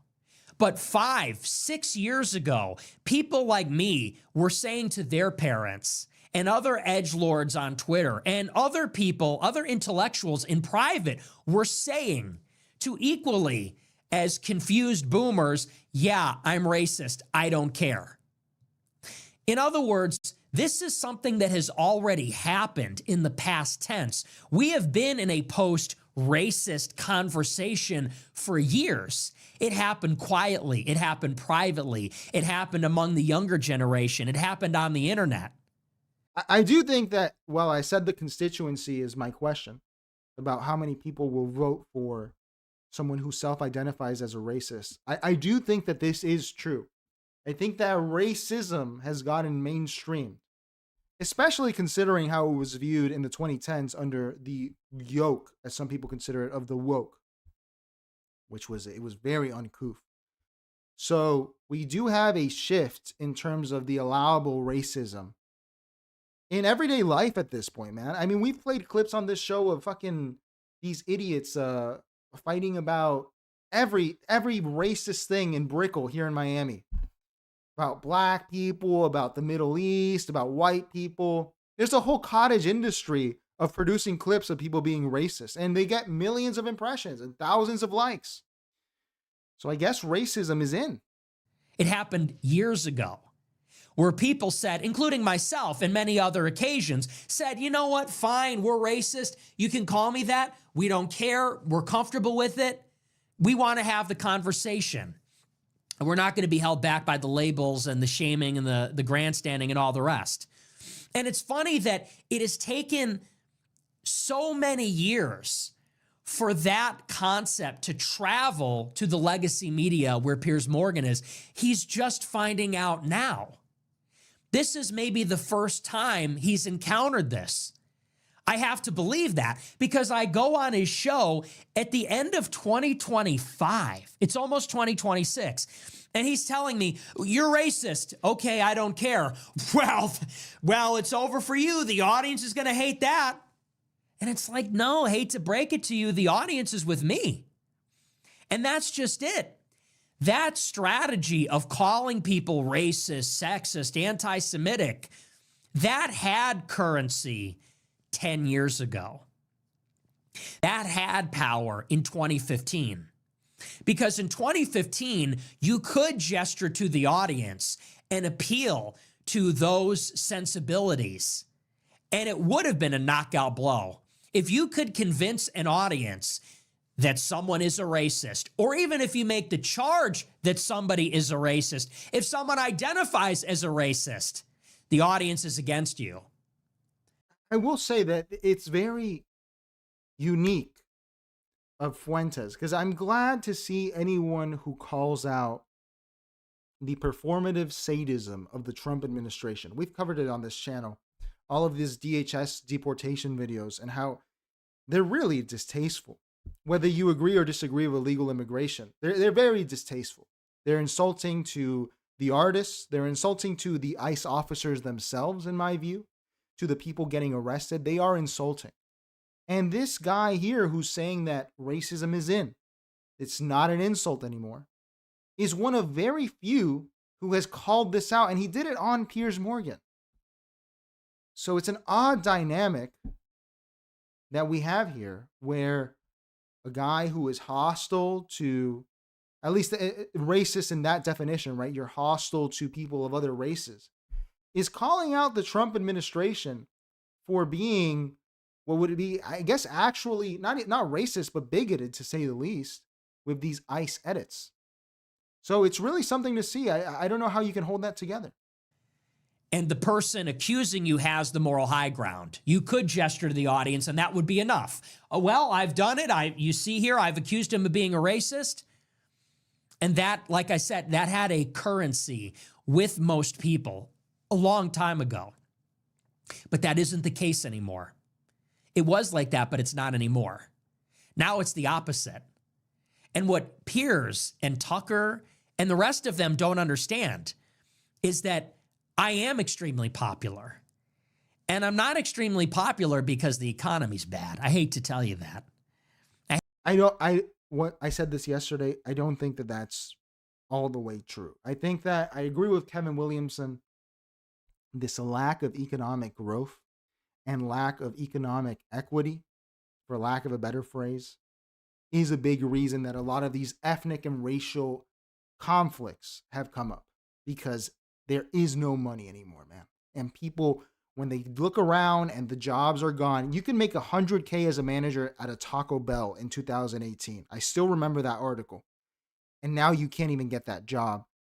You're going to start looking at other people on your sides and finding other reasons to be angry. So I do think that a lack of economic growth has ascended Nick Fuentes as well. I hate to break it to you. They all want to tell the story that the only reason I'm popular is because of disaffected young white males can't enter the job market because housing prices are out of control.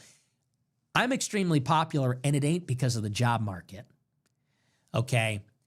I became popular this year because this is the first year that I was completely uncensored. I became popular this year because in the intervening 3 or 4 years, when I was censored, everybody got radicalized.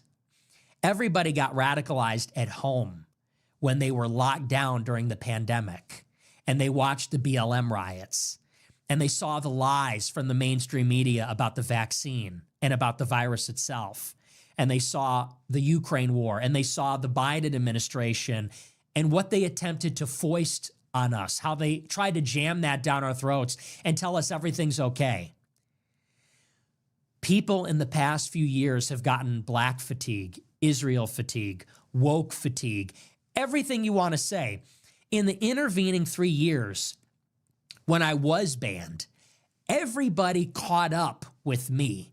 Everybody got as radical as me, so that by the time I became uncensored, it was a match. By the time I became uncensored, there was a general public that had an appetite for it already. I maybe didn't even necessarily make them red-pilled. I didn't make them racist, sexist, the rest of it. They were those things. They had an appetite for those things. They had those feelings. They had those thoughts. And then I was allowed on Instagram, and I simply said them out loud. And for that, I became extremely popular this year. And again, not because they're mad about jobs, but because they see the behavior of black people in these cities after the George Floyd deconstruction of the police departments. It's social and cultural. They agree with what I say about that issue. Because now, where I disagree here is that I don't think a lot of people are actually seeing negative or antisocial behaviors in public life, because I don't think most people go out. The American brain was fundamentally broken during the lockdowns of 2020. I think people just see things online and they extrapolate. They use it as a heuristic. And that makes sense. That's something that people would do. I don't think most people experienced the George Floyd riots, but they did. Because your brain can't tell the difference whether you saw it on Twitter or in real life. So, I'm not sure if that's the reason. But look, man, I think that it's a combination of factors. I think that the racism that people have been red-pilled on is probably a function of the lockdown and economics. I don't think that Americans woke up one day, went outside. Americans going outside would be astounding to me. I'm begging people to go outside. People who don't go outside and they have negative encounters with Hispanic people or Black people or white people or Asian people, I think people are just going, hey, I lost my job. Can't go out because no one's going out. I go on Twitter, and Twitter has become an app where every negative behavior from every race. I'm Hispanic, dude. I see it.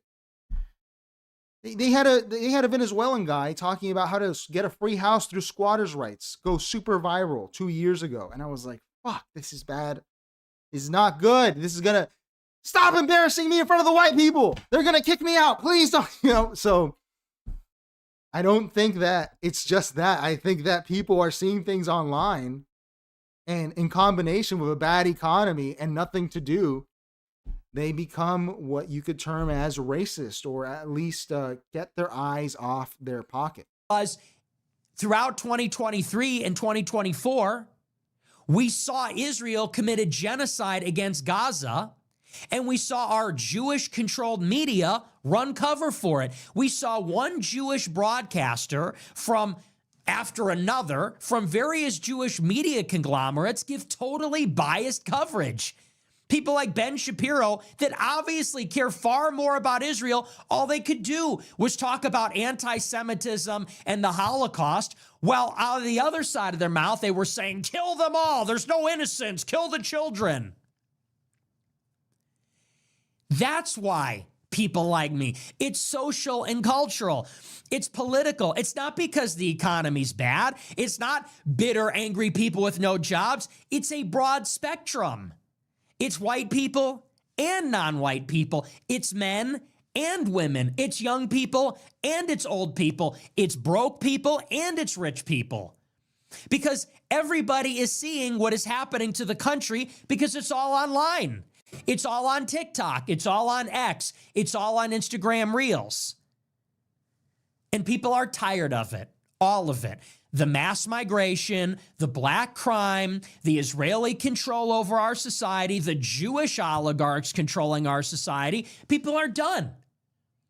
And what they like about me is I have the balls, or I am in a position, because I've already been canceled, that I can say these things openly, with no shame, with no fear, articulately, because I've been talking about these things for years. And I say them without shame or reservation. That's why people like me. And what's funny is that Piers... And if you're positioning yourself as the id, which is what Fuentes is kind of doing here, the id of America, I'm not sure if that's a winning strategy electorally. People don't go for the id of America on either side. There's a reason that George Wallace never won. On the left, there's a reason Mike Gravel never won. People vote for Obama. People vote for the compromise. So positioning yourself as the id, if you want to be outside, I get it. But if you have political aspirations, I hate everything says Nick got to bring Valentina Gomez on his show. That would be funny to watch. We would review that. The Piers one was so good. Brings me on to expose that I have all those views in his mind to a public that is ignorant of those things. But he's the ignorant one. He doesn't know that the public agrees with me. He doesn't know that there's nothing to expose. The clips he played on his show are clips that have gone mega viral many times over on Instagram and TikTok already. And they went viral because people retweeted them. They reshared them. They sent them in group chats and in private messages. And they laughed at those clips with their friends. And they said, this is hilarious. I agree. So what's the game? You're going to expose those clips? Those clips went viral on Instagram because people agree. You're going to expose them to an audience that's seen them? For what purpose? They're going to not like what they agree with? It doesn't make any sense. And that's just it. In 2025, calling somebody those names, shaming people, guilting people over that kind of stuff, that no longer has currency. It has no power. Times have changed. People have changed. The country has changed. We have gone over the hill with wokeness. And what the fuck did you think that meant? Because Piers did too.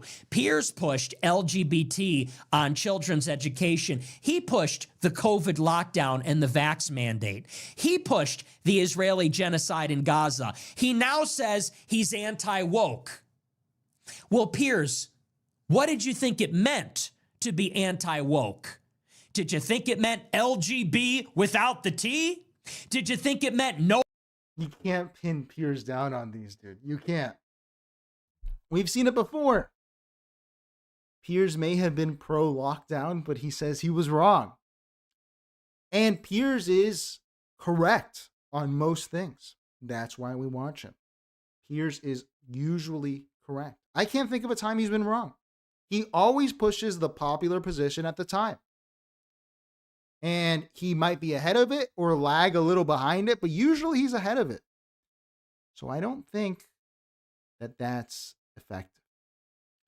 But for your own viewership, it is effective. It makes him look like a two-faced person, which is the insult that's being used. Oh, Muslims in the UK, but Indians, come on in and replace us.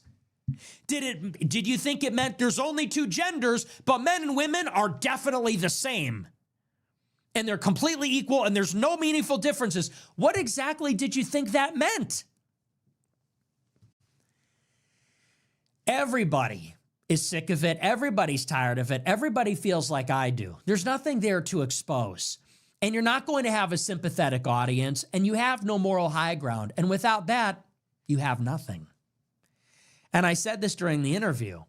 I said, the reason you're losing to people like me, your generation's going out, you're an out-of-touch boomer. The reason I'm popular and surging, and you don't get it, the reason my generation is the way it is, and the rest of it, I said it's because of the way that you belittle and talk about those issues. He had a little moment in there. We were talking about Hitler, and we'll get to that, and why genocide. He said, oh, you think poor white Christians are being replaced. You think those poor white Christians are being genocided. Oh, poor white Christians. I said, that tone, the tone throughout. Oh, so you're a dinosaur. You're a misogynist. Oh, blah.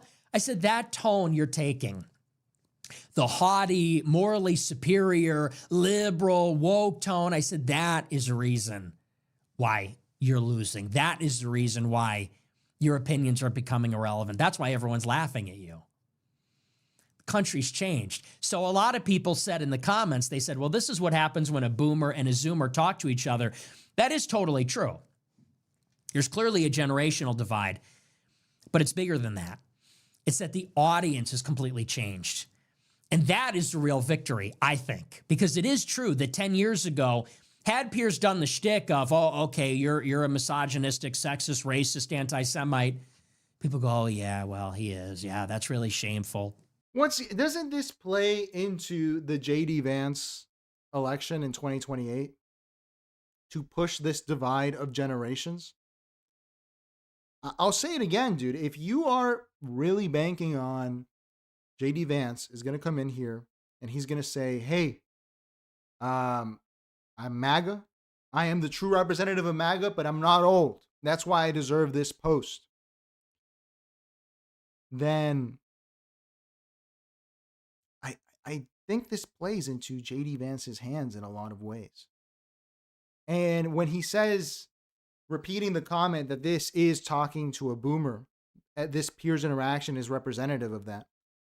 Absolutely. But I mean, I don't talk to boomers about politics. You learn that lesson pretty young, right? You're arguing with a boomer, you're arguing with the TV, and the TV does not talk back. So shutting boomers out might be an interesting strategy. I don't know how it'll work, but I think it plays into J.D. Vance's hands. Aria says, the chat is getting spicy, all about you. What are you guys talking about in there? What are you guys talking about? Oh, my heavens, you can't say that. Now everyone's rooting for that. And by the way, what's on Instagram, it's even worse than what I say. I see clips of Gypsy Crusader. They get 300,000 likes on Instagram. 300,000 likes, millions of views. There are AI translated Hitler speeches that go mega viral on TikTok and Instagram. The people are way past that sort of thing. And again, the Hitler thing, I don't know if Americans will play ball with that, man. I don't even know why you would bring this up as a good topic for electoral politics. Hitler, listen, man, I don't know if there's Hitler fans here, but whatever. If you're a Hitler fan, I guess more power to you. He's dead. Now, we're more Stalin over here, but all right. Stalin, Deng Xiaoping. If you're a Hitler fan, I guess. Will Americans vote for someone who self-identifies as a Hitler liker or Hitler curious person? He was the enemy in the Second World War. I think that even if people were warm to Hitlerism, they would take a step back before going, oh yeah, we were the bad guys in World War II. Just because that would cause a real psychotic break in this country. You don't want to do that. It invalidates all of the history since 1945, which is important. So I don't know if professing Hitler love is a good idea to win elections. On that note, I want to talk a little bit about Hitler because he got really hung up on Hitler.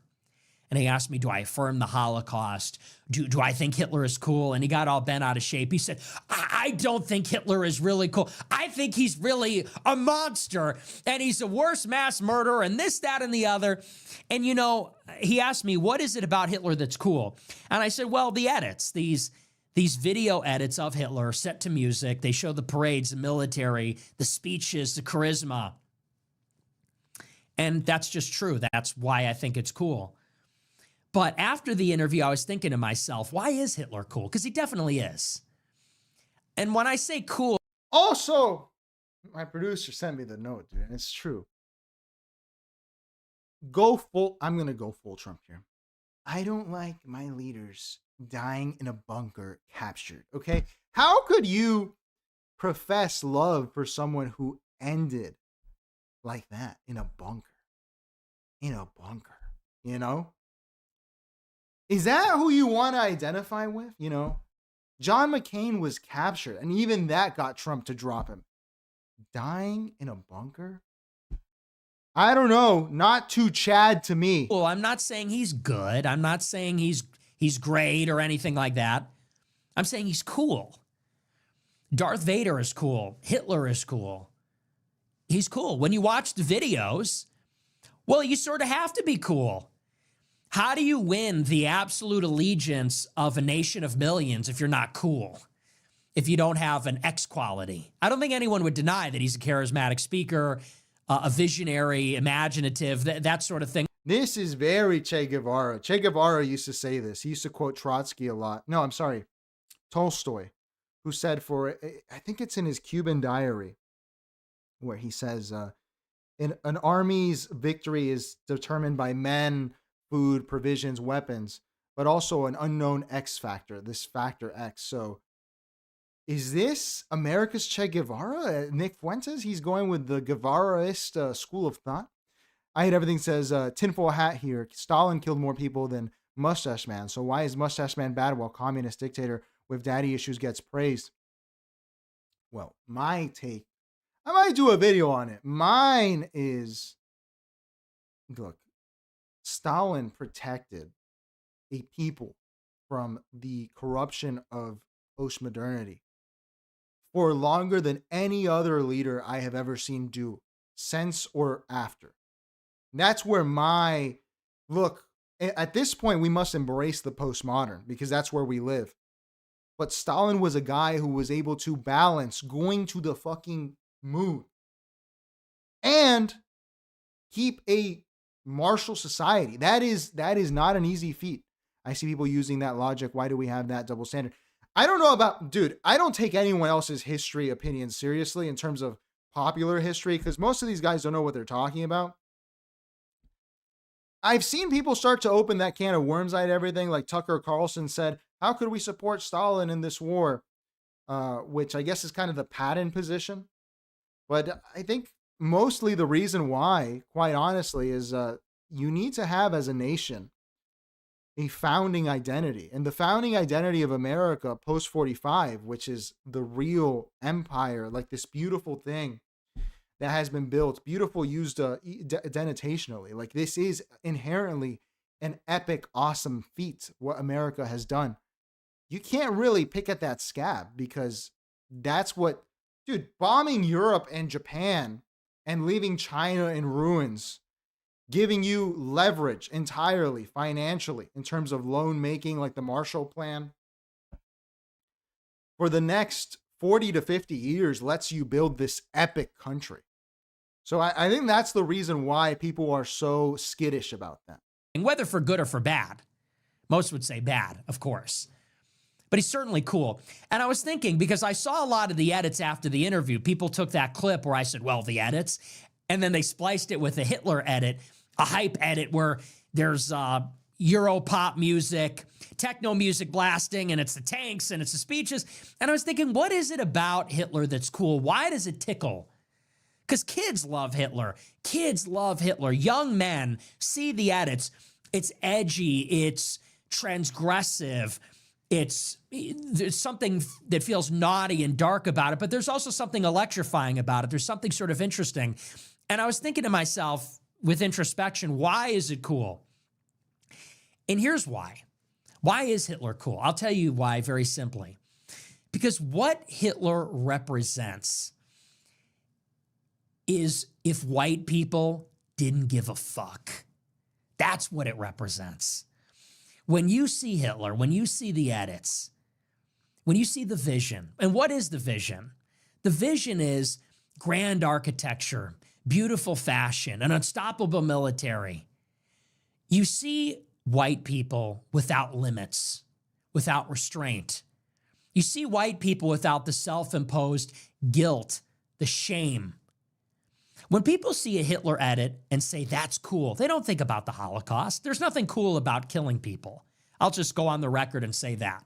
There's nothing cool about killing people. There's nothing cool about exterminationist ideology. I think if you have to explain this, this is not a point worth defending. I don't think so. Oh, this is a bad sales call, dude. Like, this is a tough sell to the average American. Not even the average. I think every American, below average, above average, this is a tough sell. Listen, if you can look past the extermination ideology, that's a tough sell. There's nothing cool about anything like that. That's not why people are tickled by it. That's not why people are electrified by it. That's not part of the appeal. The appeal is not the weird pagan stuff that took place. The appeal is not the cruelty. The appeal is not the bigotry or the racial hatred. That's not the appeal. The appeal is that we have been living, and by we, I mean Americans, Westerners, white people, Christians, we are living in a time where all we know is self-imposed shame and guilt and self-hatred. Hating ourselves, hating our ancestors, having to apologize, rejecting the self, elevating and supporting the other, the racial and ethnic minority, the immigrant, the refugee, the someone of a different religion. This is just Nietzsche. Why would you just not sell Nietzsche? Nietzsche is easier to sell. Nietzsche doesn't have this baggage. The oppressed, the marginalized, the dysfunctional, whatever. And we have to feel sorry. We have to feel bad. We have to listen to HR representatives. We have to do environmental studies. We have to do studies about indigenous peoples. We have to do land acknowledgments. This is the society we've grown up in. We watch movies where we're the villains, TV shows where we're the villains, always. You watch Chicago PD, great show. Chicago PD, it's a show, it's a drama about police in Chicago. What do police in Chicago have to deal with every day? What in real life? Take a wild guess. What do Chicago police in real life have to deal with? They have to deal with black gangbangers. in the South Side, the West Side, the teen takeovers. They have to deal with the Latin Kings. They have to deal with Hispanic gang members. In the show, you would know that. It's always white people.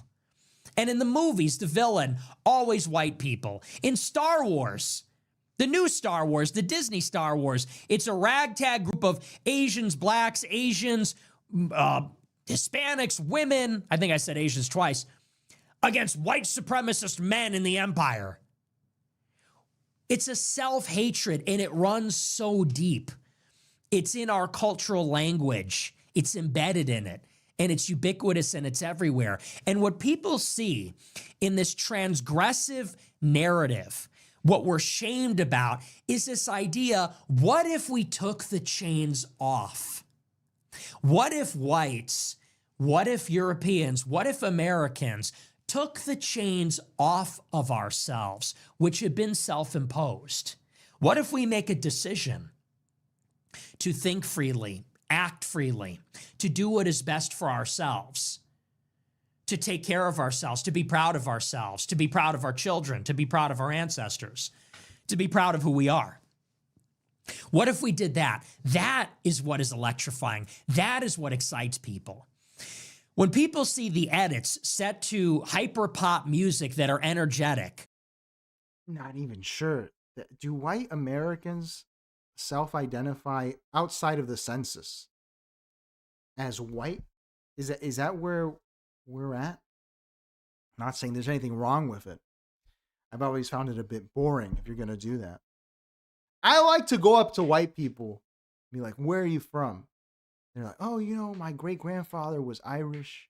The other one was, from France. And it's like, oh, this is cool. So it has white identity because it hasn't taken off in Europe. I can tell you that from friends.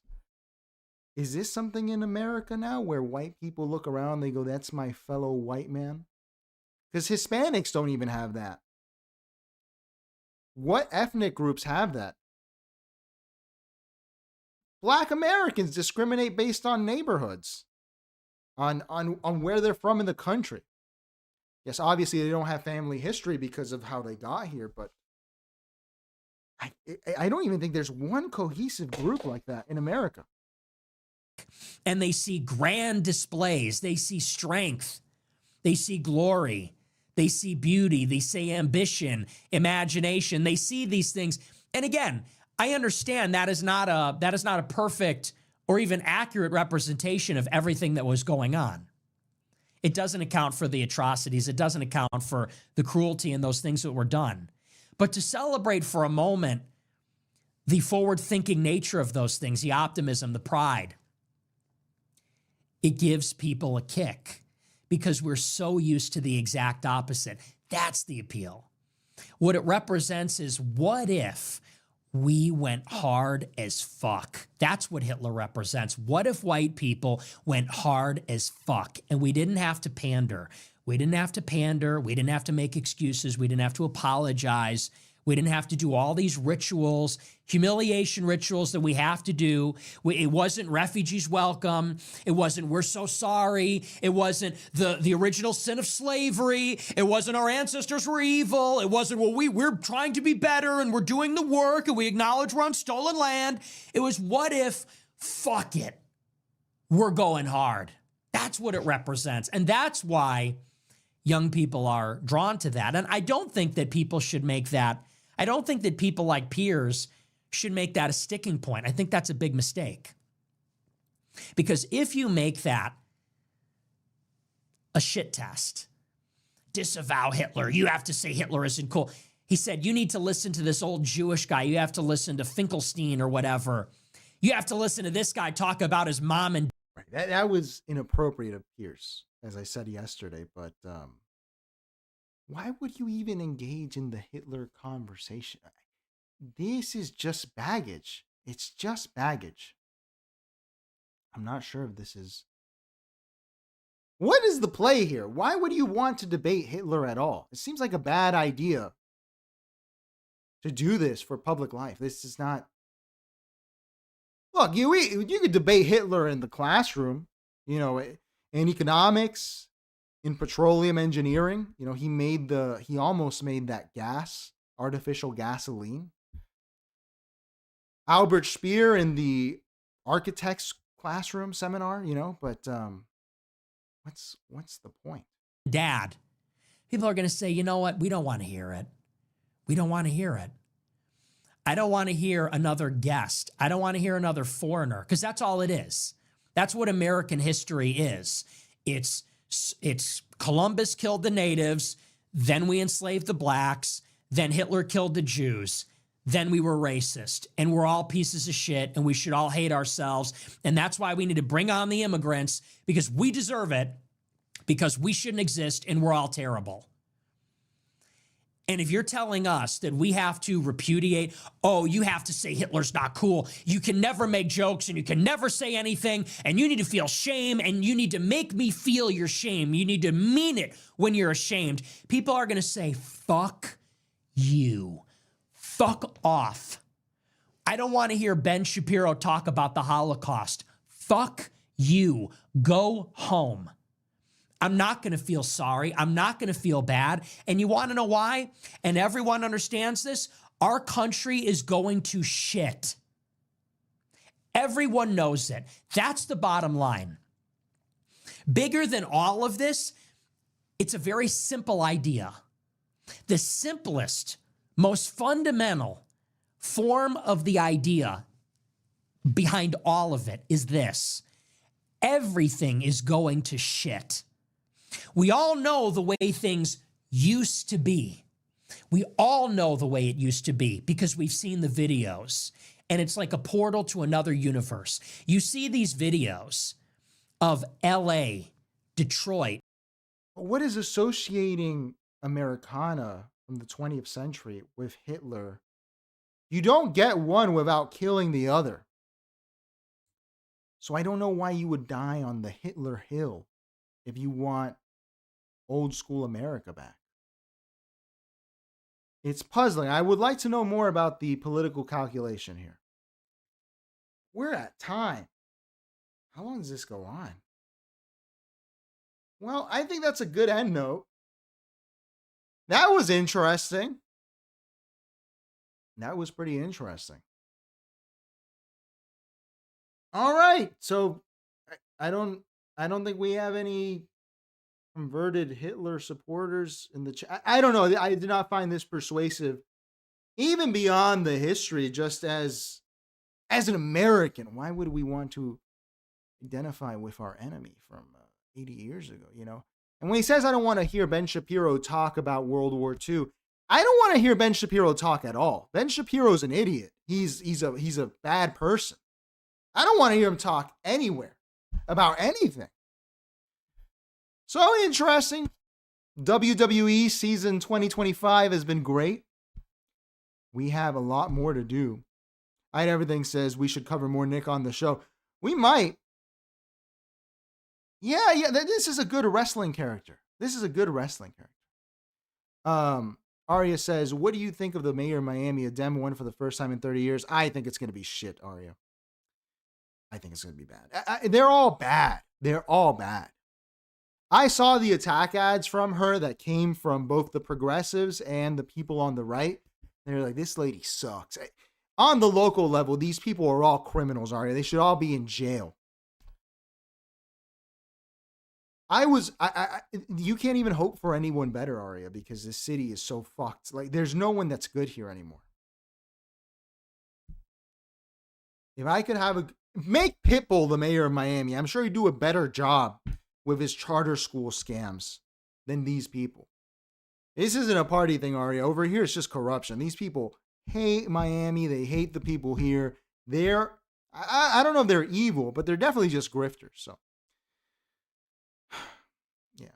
But the Republican guy was awful. I don't know if he was Arya. To me, they're all equally bad. Like, they're all shit. I'm not. Also, it's City of Miami, Arya, which doesn't matter. The commissioner has all the power, and it's still Carollo. In that, Miami's complicated because it's actually the city with the most counties in it, with the most unincorporated counties. So the mayor of Miami is the mayor of the city of Miami. I was born in the city of Miami, but I don't think I've ever lived in the city of Miami. I went to school there, but I never lived there. I lived in the county, Miami-Dade County. And it's just shit. They're all bad, Arya. They're really bad. They're really bad. I have no hope for the politicians here.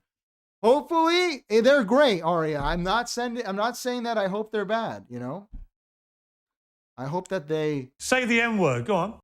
You know, at least we'd get some entertainment out of it. All right. Well, I appreciate all the new chatters, guys. I'm sorry that I didn't get to read most of them. I know Ephra's in here. Ephra, you always send insightful. Ephra, can you join the Discord? I would appreciate it because I like your insights. They're very good. Arya's in there and Audio Vibes is in there. Let's do the plugs again before we go. Yeah, it's getting more active in there. I'm actually learning how to use the app. So let me make the link again. Because Arya is pretty good in there. And Ephra always has cool comments too. So here's the Discord, which is free. You can join with the link there. There's a link in the description, but I don't know if it's broken because this app sucks. I hate this stupid Discord. In terms of setup, it's terrible. I found this, dude. I found this in my garage. I forgot I had this. Look at this shit, dude. This is Mao Zedong, but it's printed in Havana. I got this from an old lady died and her kids were throwing all her stuff away, and I got a bunch of cool Cuban shit, man. It's like printed in Cuba shit. So it's Mao in Spanish. Pretty wild. Get your What Would Piers Morgan Do parody bracelet, not affiliated, not endorsed, on the coffee link. And the Patreon's here. I told you guys I'm going to shoot something. I had a script, but I wanted to shoot it outside, and the weather was not permitting today. But I'm conflicted because I just rewatched The Truman Show, and I think it'd be great for the King Leo Movie Club to do that as the first. But I've also, I watched the Mad Men for the first time this week. And I think that there's a pretty insightful thing that happened in the 2010s with AMC programs. Like Mad Men, Breaking Bad, and The Walking Dead. And how they really portrayed the postmodern man at a very important time. So we might do that. And Jaws, obviously, which is, as I've told Mr. Elu, in my opinion, Jaws is about black people. I think it's a subtly racist film. So I appreciate you guys tuning in. I will see you tomorrow. I think we might have more Nick shit, dude, because this week has been busy with Nick. He's had his name out there. So appreciate you guys tuning in. And I'll see you tomorrow. Change the world. My final message. Goodbye.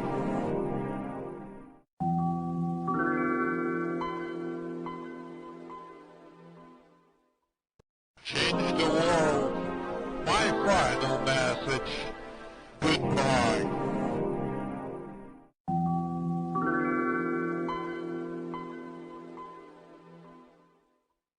Change the world. My final message. Goodbye.